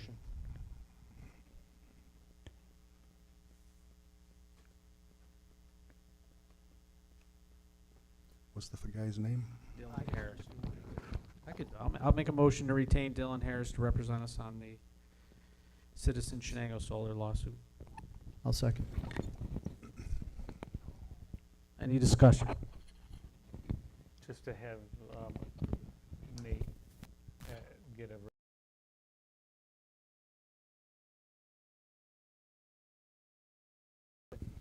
Okay, so I'll amend my motion to have Nate draw a resolution to retain Dylan Harris. I'll second. I'm for it. All right. Mr. Slota? Aye. Mr. Simonis? Aye. Mr. Jensen? Aye. Mr. Hilbert? Aye. Mr. Warden? Aye. Okay, 8.3 Supervisor's Report. It's Blue Cross Blue Shield retiree letter. This came about because we were having issues with keeping track of the retirees that are going on to Medicare. Because now we're into it used to be an individual, or excuse me, it used to be a group plan where we would keep track of everybody that was on it. But now it saves the town about $6,000 a month for them to be on an individual one, which they have to do themselves. So the problem is that they have to meet and do everything themselves, and the town doesn't have any like control on them saying they want to be in the plan and all that stuff. But this letter just gives them. It's signed by me showing that that is an employee of the town or was an employee of the town that's going to be on that Medicare plan. So we pay their portion that we've always paid.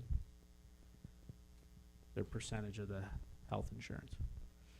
It's just taking place for the one we just had, the retiree that we had to pay her because this is kind of gonna be so we can keep track of it. But these are payments to the retiree. No, these are payments That's that drawn from their basically, account. no, all this is gonna be is it goes to the insurance company it goes to him to make sure that we get billed and that the retiree doesn't get billed. That the town gets billed to pay for that retiree's Medicare portion. Oh, I see that. Up Instead to, of to the- Blue, yeah, up to Blue Cross Blue And then Shield, okay. we got a hold of the bank again, Susan, and they're now they used to send us every month or so, all the list of everybody who's paid. And for some reason it went away. I don't know, somebody must have changed positions. We weren't getting it, so that's where I think and I don't even know if Jody knew about it. Like we got it back. We got it back. So they're starting to send us those again. So we can match everything up. So if there's 15 retirees, there'll be 15 letters sent. Yeah, I don't know if we have to, this is for going forward. For one that somebody's gonna go on it going forward. Okay. So it's gonna Oh, I be see the what new you're saying. procedure, New so we procedure. don't Yeah, miss that step where they don't get on it and we don't pay for them. Mhm. They get charged themselves. Yep. So, Okay. All right. Yep. Understand. everybody's okay with that, Yeah. using that letter? Mhm. Okay.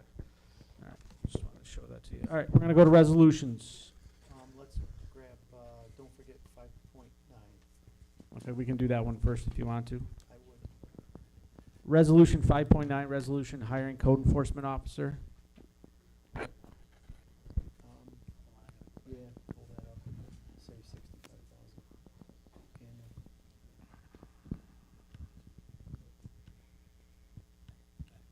That's fine. It's a resolution to hire Brian Berberina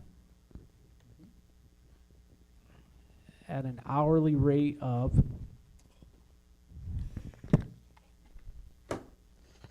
nobody figured this out ahead of time? Come on. You're killing me. What would we do?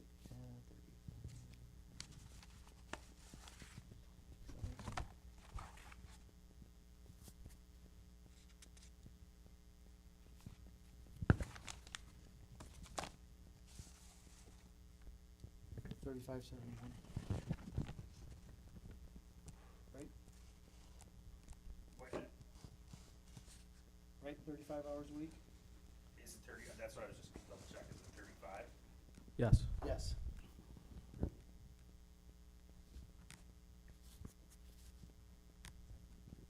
Yes.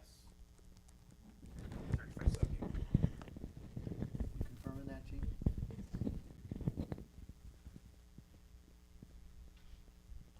I agree that that's the rate.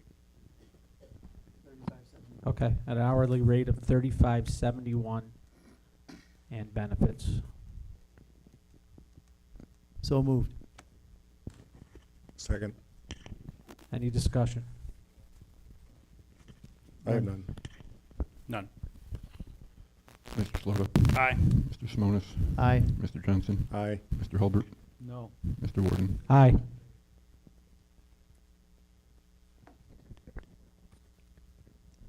Okay, moving on, resolution 9.1, resolution approving abstract number 14.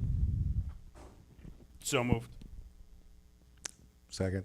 Any discussion? I have none. Mr. Slota, Aye. Mr. Simonis, Do I see the abstract?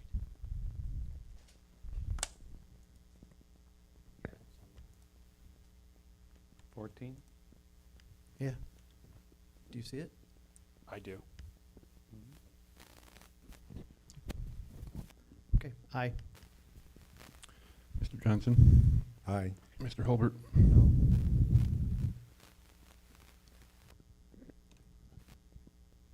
Mr. Hulbert, Oh, I said no. Mr. Warden. Aye. Resolution 9.2, resolution approving TrueView quote for Tin Man camera. So moved. Second. Any discussion? None. None. None. Mr. Slota, Aye. Mr. Simonis? Aye. Mr. Johnson? Aye. Mr. Hulbert? Aye. Mr. Warden? Aye. Resolution 9.3 is for information purposes only for open meetings law.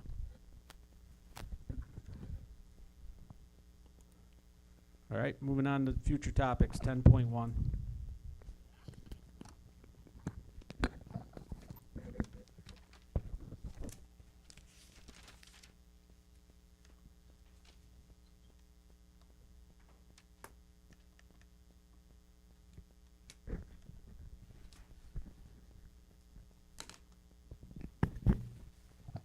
So for the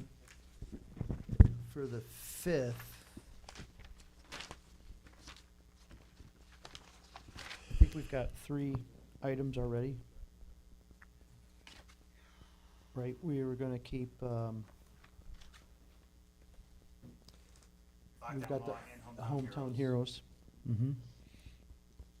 And, we still have just the information for, Pyramid, the upgrades to remove the options.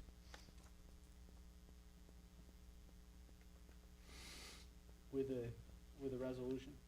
Yeah, that one's just a resolution. Oh, I mean, we could put the backup with it. Yeah.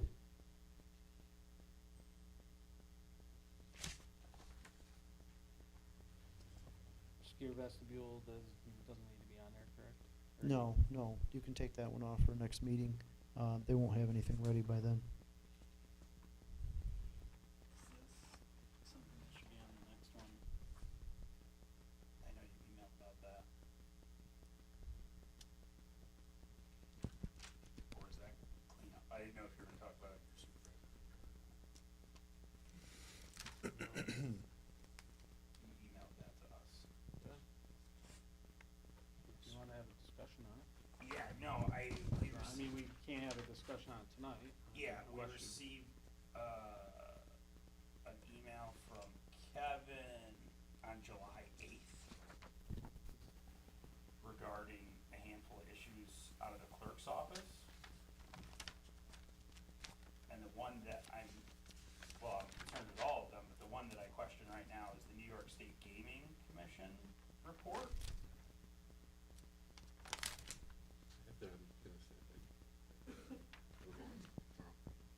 Okay, and then the other one right now is, and this could, I guess, be part of your report, Adam, but I would love an update on where we're at from a budgetary perspective, given that Tim is budgeted for 39 hours every pay period, but we're exceeding that. So I don't know what happens come December. Do we tell Tim to stop coming to work, or?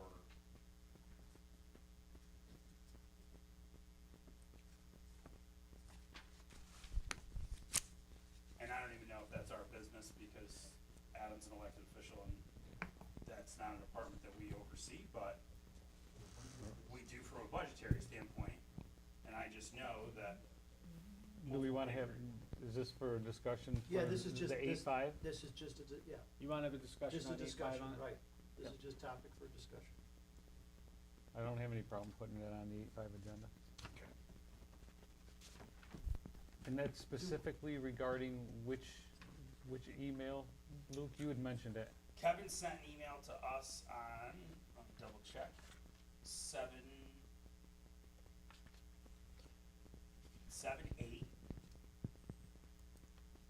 entitled Clerk's Office.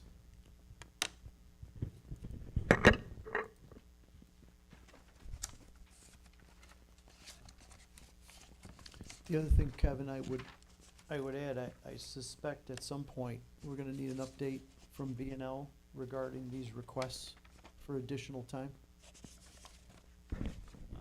They would have to, yeah, I think they would have to I- submit. You know, yeah, I'm just throwing it out there. It's probably gonna be under, updates. Updates, okay. Yeah, if we get them before the next meeting. Okay. Yeah, I haven't seen anything come. No, in I on haven't seen anything either. it, Other than emails going back Um, and forth. Yeah, in fact, I think there's just a request into them from everybody from what I've seen, but I haven't seen any justification from B&L yet. Do you want So- the annual review for department heads and the civil service job descriptions emailed to you, or do you want it on the next agenda, or? No, I think we put them on the next agenda. Yeah, Yeah.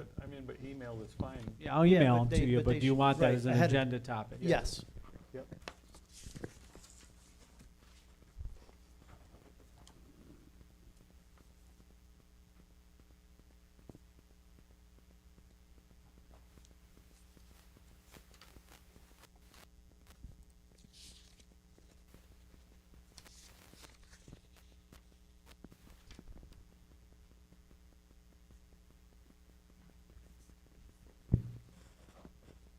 How do you want to handle the EDU complaints? Is that something you just want to handle on the public hearing, the 19th?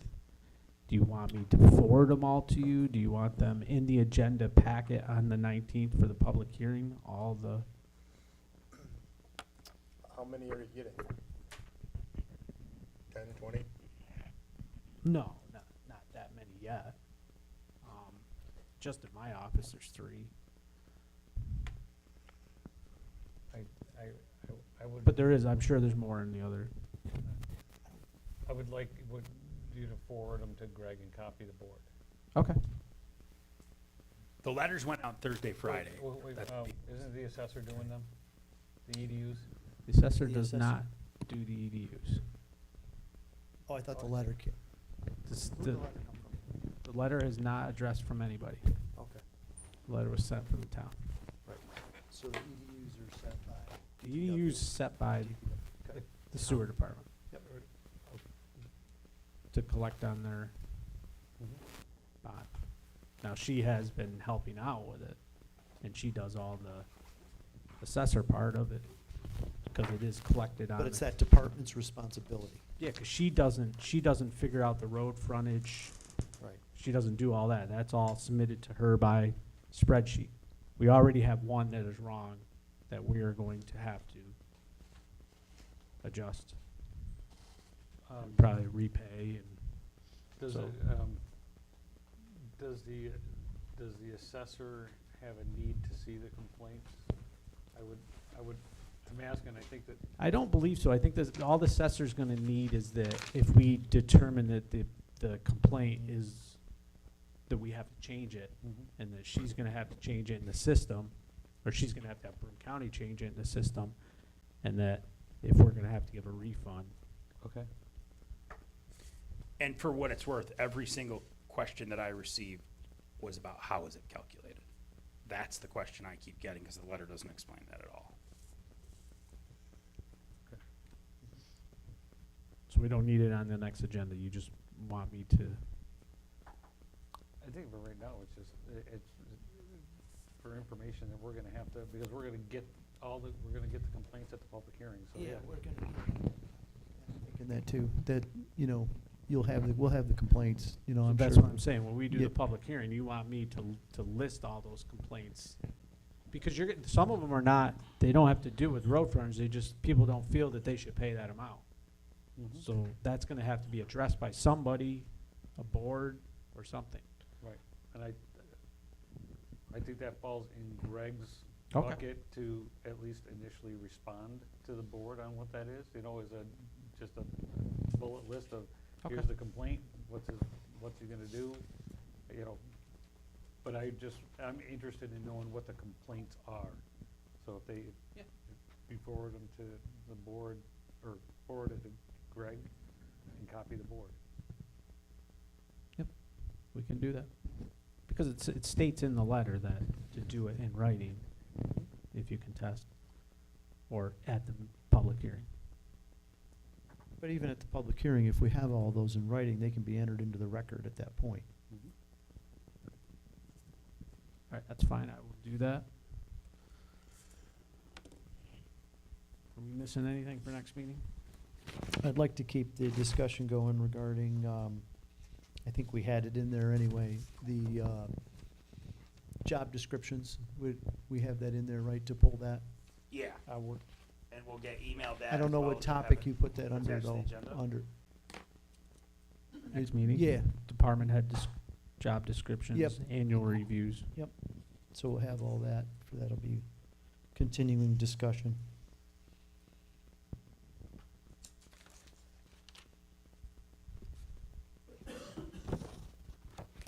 Was there a conclusion or a resolution to the independent review of the solar farm project?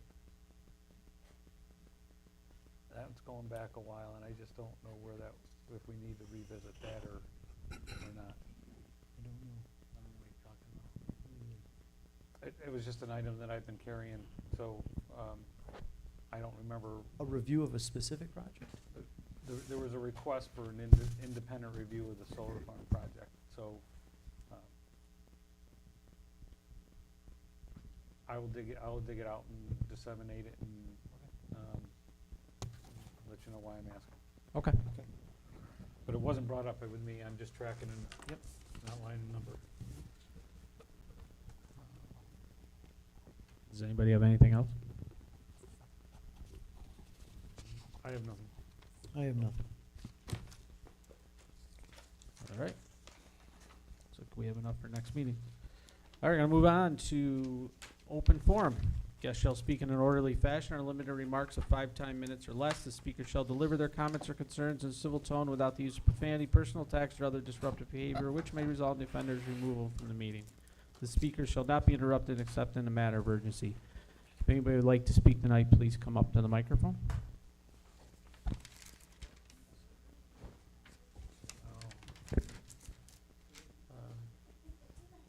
Well, they're coming up.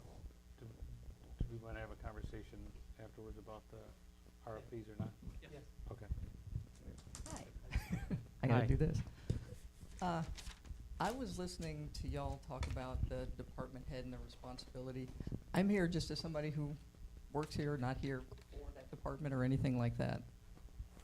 I would ask y'all to consider, when you're delineating what the specific responsibilities are, to make sure or to include what the authority is as well. Because right now, with us, as Kevin is well aware of, we have some very real-world examples of, I'm being given direction. I have a code book that said what we're doing is wrong. I have a code officer who says what we're doing is wrong. I have another person who says what we're doing is wrong, and yet I'm being given direction to do the wrong thing. So when we are, because then I'm told, well, that wrong thing is not wrong, even though all of these people say it is. So when we're trying to decide what it is we do to make sure we're doing right by the town and by the residents, it's, the department head would also need the authority to go, this is a decision I'm gonna make based on, I know I have 2 different, well, y'all saw the email that I sent. So when we've got all of those different things, does or does not, like say a department head, have the authority to go, all right, this is a thing I'm gonna have to bring to the board. And, we don't always have, quite honestly, any more than y'all do, we don't always have 2 weeks to decide. Some things we're gonna have to take the 2 weeks. So when you're, and I totally hear all of the, the department head and the responsibility and everything else, but just to include that piece, because when the weird stuff happens, we have to know whether or not it's something we have to take to the board or something we have the authority to decide ourselves. And right now, there are differing opinions, so sometimes we need a tiebreaker. And if that tiebreaker falls to a department head, they're gonna have to know that they have the authority to do that. And if they have to bring it to the board, then we're gonna have to know where those lines are.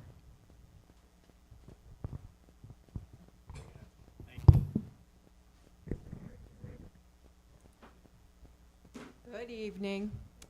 I've also been listening to the town manager discussion, and I understand the hesitancy in it, but I'd like to revisit some of my history. We did used to have board liaisons. The great thing about board liaisons, when you have a person like me who does 3 different things that does not have a supervisor to answer to, because I run it myself, which would be hazard mitigation, safety, and CRS. Who do I go to when I have an issue? I don't know. Darren's not in charge. Supervisor isn't in charge. Who do I go to? What do I do? Who do I communicate? The question and the issue I see is less about a town manager and more about communication. Seems to me like a communication officer would be the person that you would need. That person that would disseminate who gets this information. That person could go to the town board and then get back to someone like me. When I say, hey, I have an issue with safety and I have to come to a town board meeting and speak in public speaking to ask about a policy decision, I shouldn't need to do that. I should be able to have an individual that I can reach out to and say, hey, can you make the board aware of this? Can you make this a topic? How do I move forward with this? What are my recourses? These are the things that I miss. I miss the level of communication that we used to have because, no offense, gentlemen, it's dysfunctional right now. I can't get an answer on a budget question. I can't get an answer on a voucher question. I had to go write a personal check today for the town because our Lowe's account was going to be shut down because of a missed voucher from a different department in March. These are the issues and the topics and the problems that we as the employees are experiencing. It's really great for you guys to sit here at 5 o'clock on a Wednesday night, but when I have a question at 9 o'clock on a Tuesday morning, I need somebody to go to. And sometimes my boss is not it because he's not involved.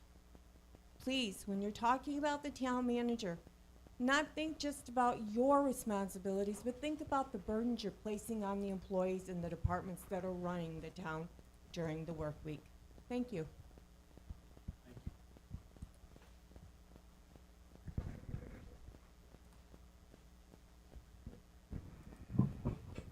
Steve Parmenter, 735 Brossman Road, Binghamton. I got a request for the board.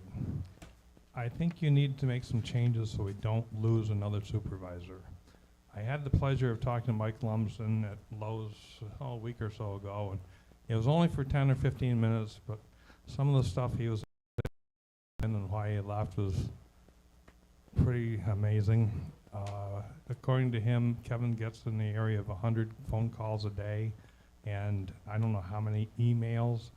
That realistically, how do you handle that?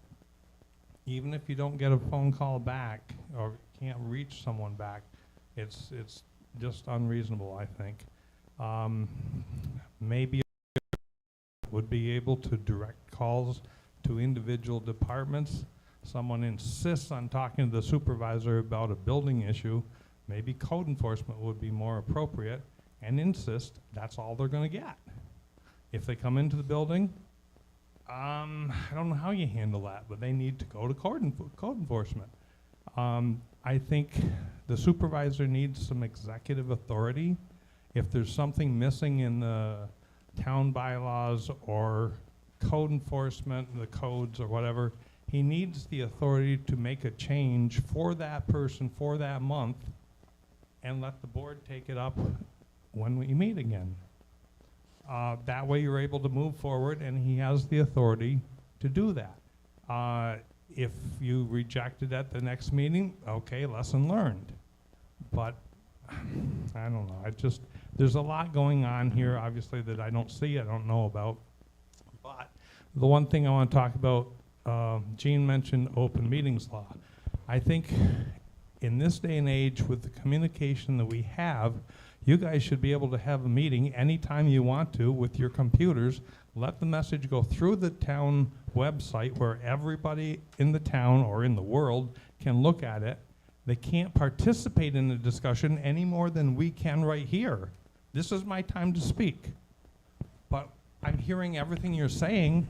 You could do the same thing with your computer. Now you get sued? Probably. But that's progress. That's how you move forward. Unfortunately, we're in New York State. There was something else. Oh, yes, the salt structure. I did not follow that. I was gone for a couple of months. But doubling the price is simply ridiculous. There's a lot of people in the community that beat the price of your local contractors by hiring Amish. for like a quarter of the cost. About 40 years ago, Shenango Forks did the unthinkable. They fired their bus drivers. They hired first student or something like that. And I was just starting out in Broome Transit. Maybe it was a little bit after that, before that. But I think you need to be able to go out in the community and find it done cheaper for the taxpayer. I've run out of ideas. I forget what else on my mind, but there'll be another board meeting later on, and so thank you. Thank you. Thanks. Anybody else? Okay. Closes our open forum. Is the board like? Oh, I would like to have a conversation about contract negotiations with the Okay. board. And if you, and I think that some of it is executive session topic. But I'm making a motion to have the conversation out of, on the agenda, for executive session. I second that. Any discussion on it? I have none. None. None.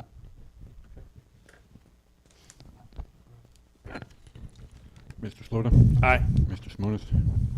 Aye. Mr. Johnson? Aye. Mr. Hulbert? Aye. Mr. Warden? Aye.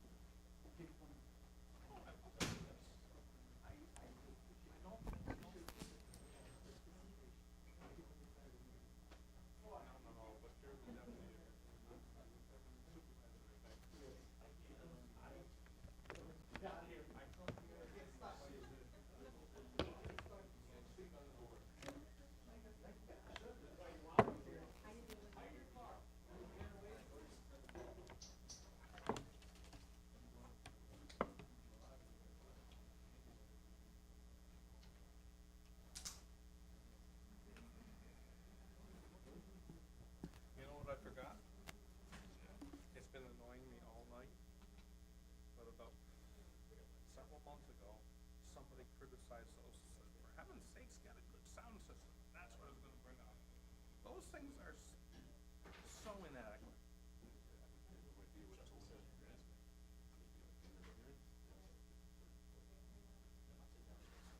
James the only one wearing his the way he's supposed to be wearing it, and it doesn't work.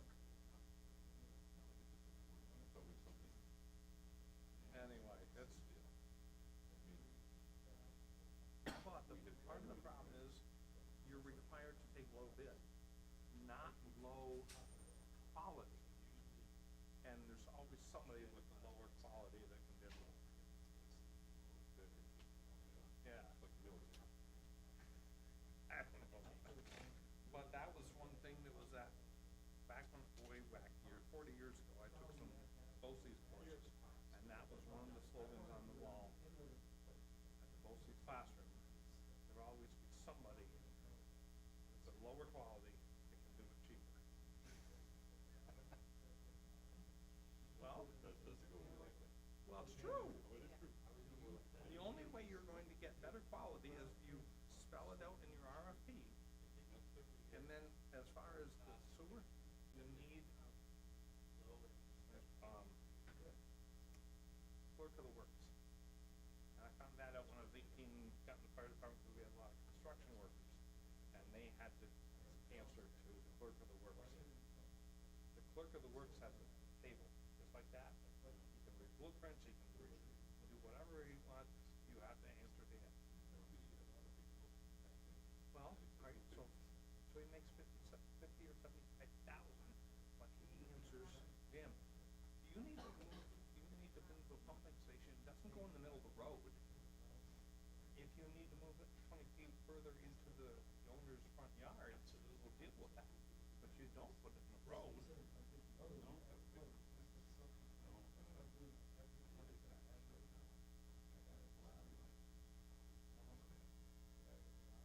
Out understaffed.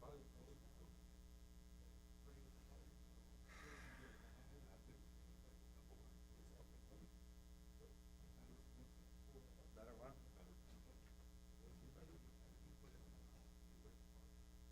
See, without being here and being in the position here, I don't see a lot of it. And that's why I just said, I don't see a lot of it, but that's my input.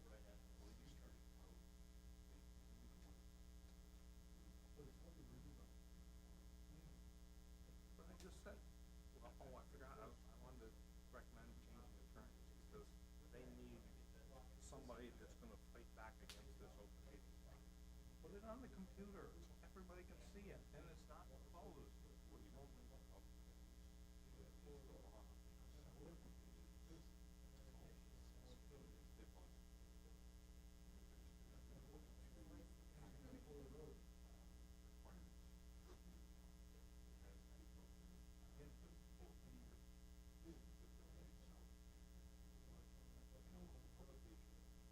Which are both antiquated, that's 50 years ago.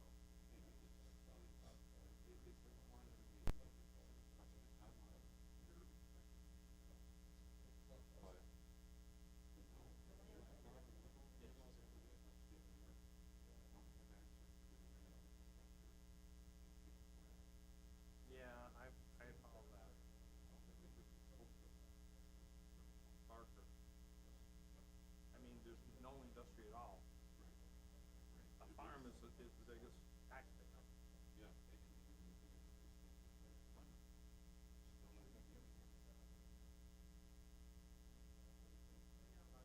Yeah, if they don't have the,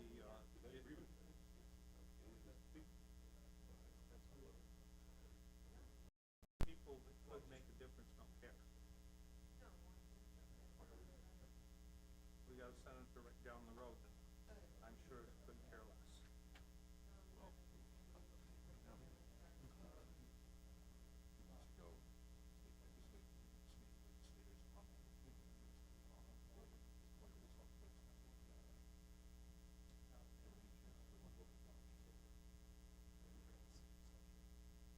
SBCA?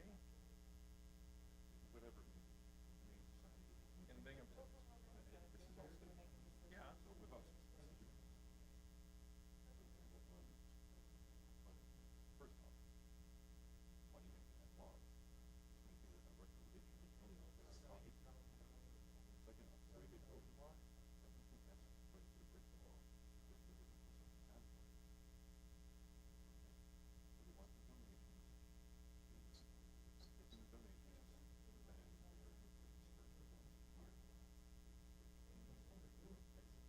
but the people need it through the year.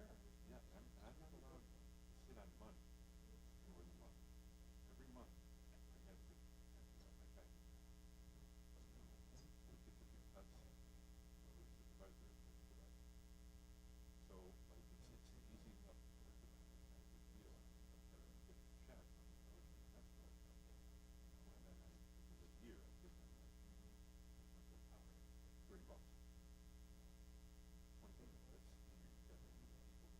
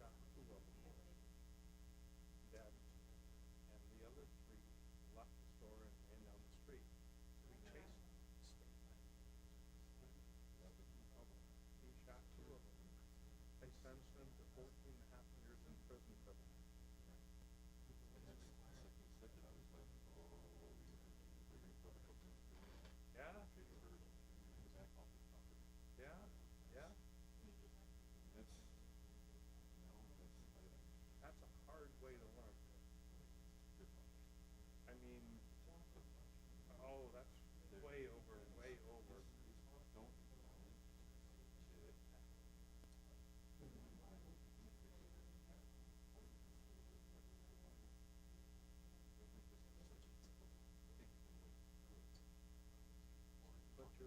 But you're out of your element.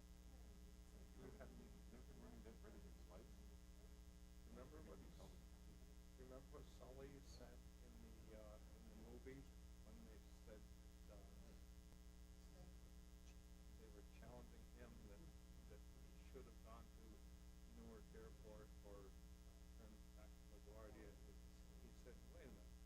He said, this is never trained for in our lives. This has never happened in aviation history. And you want us to do it perfectly the first time?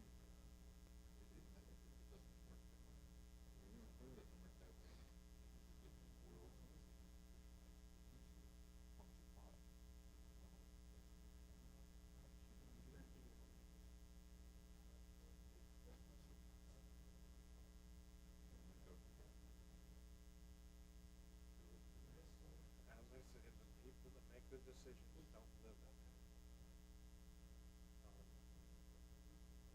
Yeah. No, but it's, I enjoy being here.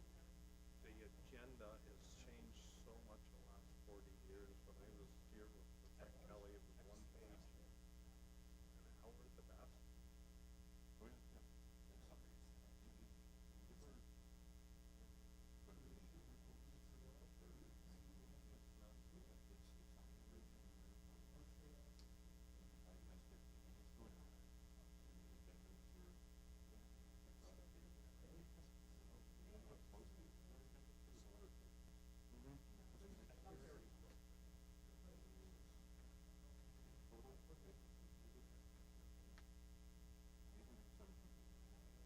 Oh, that's what that is.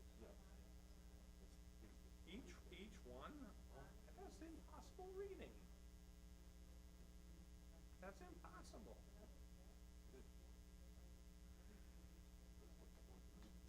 Hmm?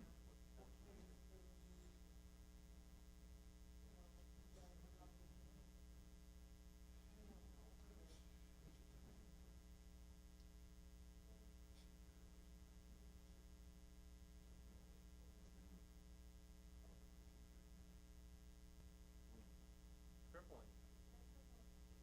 Crippling. I mean, he isn't allowed to do anything. How do you answer 100 phone calls? You can't. You can't.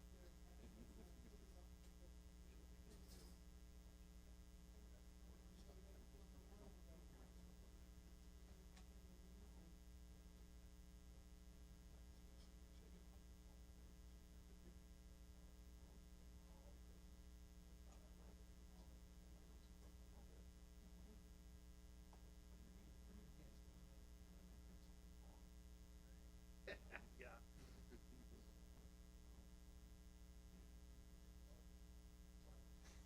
I get a lot of, I'll tell you, I don't even pay attention to my emails most of the time. Maybe once, not even once a month maybe, but it's all junk.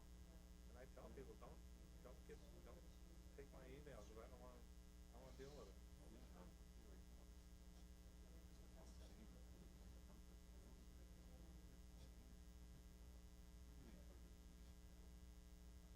Really? Why you can't spend any money? Why would they do that?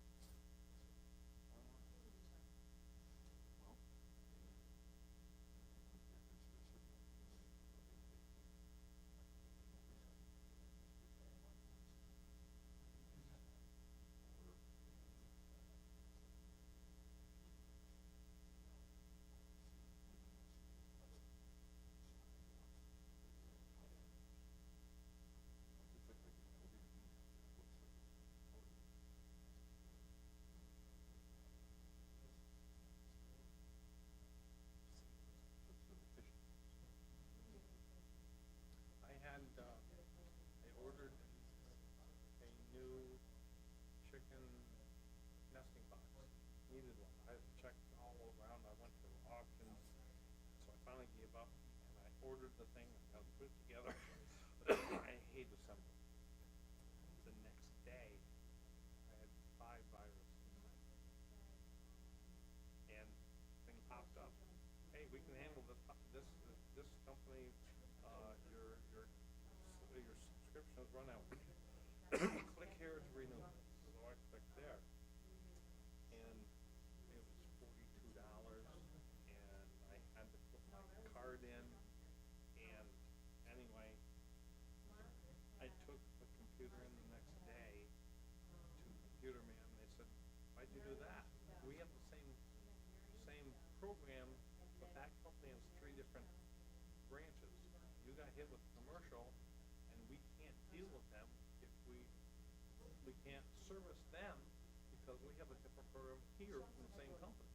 So anyway, I went home, called the credit card company, filed an abuse or a fraudulent thing against them, and I wanted to back out. I just got the letter in the last few days from the credit card company saying they have been convicted and they refunded my money. In the meantime, I changed my account number so they couldn't pursue it, and that was a nuisance. But you guys did the impossible. Yeah, I told the guy, the Computer Man in the store, I'm totally willing to buy from you. I didn't know that. So anyway, I understand what you're up against, and I hate using my credit card either on the computer or especially on my phone.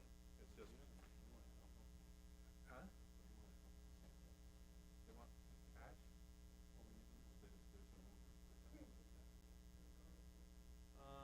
I do carry cash for emergencies.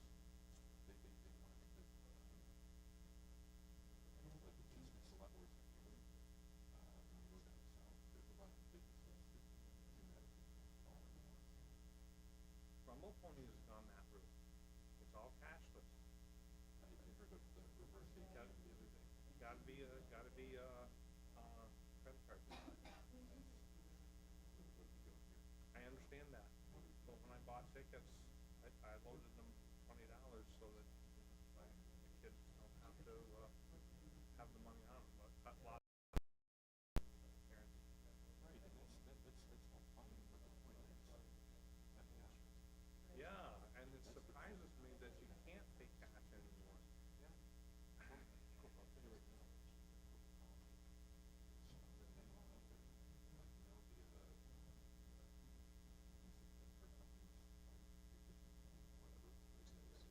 And a lot of them are rejecting it.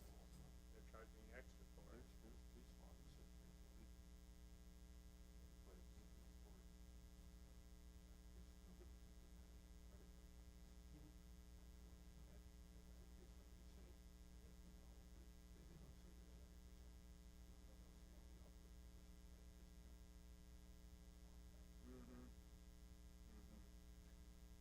Yeah, yeah.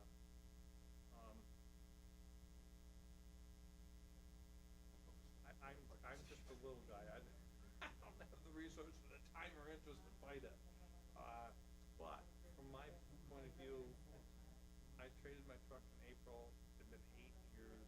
I've been using the GM card for that long and accumulating the points. And when I traded, I had about $9,075 points accumulated that went against the new price. So my point is, if you want to charge me 3%, I'll just pay it. It is so beneficial to me to have those points that I would rather. And I told merchants that I said I gained so much from this credit card that $1.50 out of $20 charge. Okay, just do it. Well,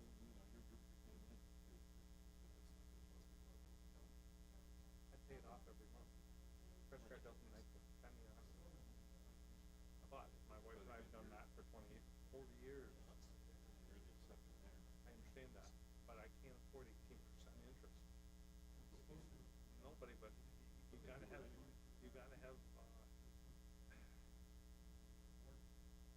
don't know what the word is, but you have to have the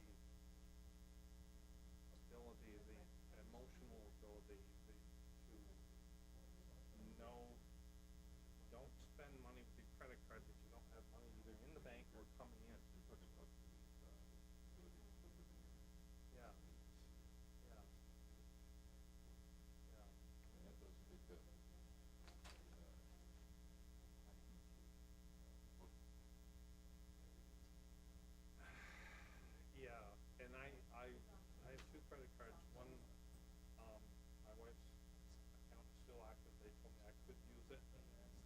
So anything that is permanent, the heating company, NYSEG, there's some other things that are permanent, go on her credit card. I pay that out every month too, but I use that differently. A couple of years ago, I needed tires on my truck, and I took her points, and it was like $4,500, $2,500, something like that, for new tires and brakes on my truck. I didn't pay that much, and that saved me so much money. And then my credit card pays for everything else, so that's how I got it so much filled up. And that goes for the, Well, if utilize it correctly, oh yeah. it doesn't put you through. Yeah, but man, you know, I don't know exactly what the interest rate is, but it's up there 17, 18%. I just, it's unmanageable, it's undoable. Yeah. So,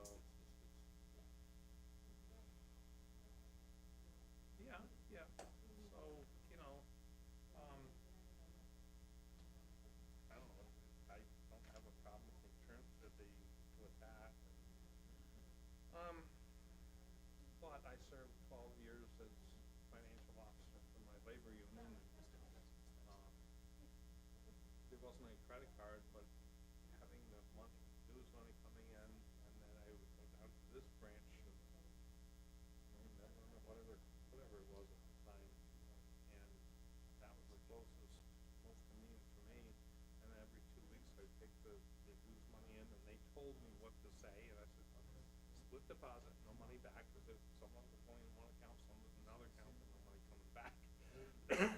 That worked very well, and then I had to do payroll, and every 2 weeks, with the dues coming in, I put that money in a separate account, and I had a coupon to go directly to Medicare, whoever it was, but I kept that paid down. Every time the money came in, I got rid of it. I don't want it in the checking account, but I want to be able to spend it. I got rid of it. So, you know, it was, and I was audited every 6 months. And that report had to go to Washington. And, you know, when you're on top of it, works out fine. Yeah. Go fine. And I had the frustration, my wife had a 2-year degree in accounting as well as computers. And there was one night, I was so frustrated, I was 25 cents off. I finally had to go back to the entire month, entry by entry. Here's the 25 cents. Why the heck is it wrong? And the wrong column. The littlest things, you know. Yeah. Sometimes that goes on.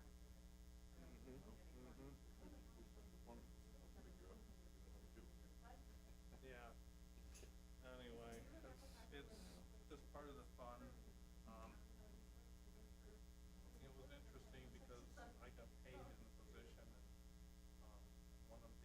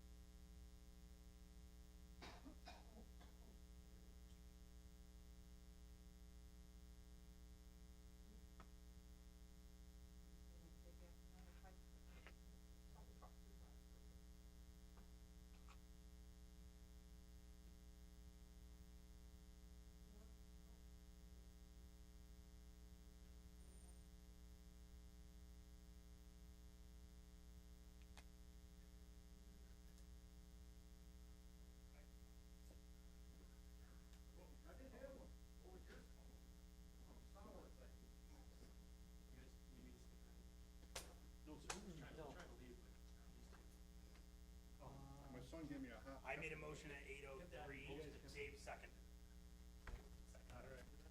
All in favor? Thank you. See you, Alex. Kevin wanted to stay back there, but. Okay, we're back in regular session. Anybody have anything else for tonight? Nothing. Nothing. Can I have a motion to adjourn? Did you make the? No, I said, can I have a motion to adjourn? And he did it right the right way.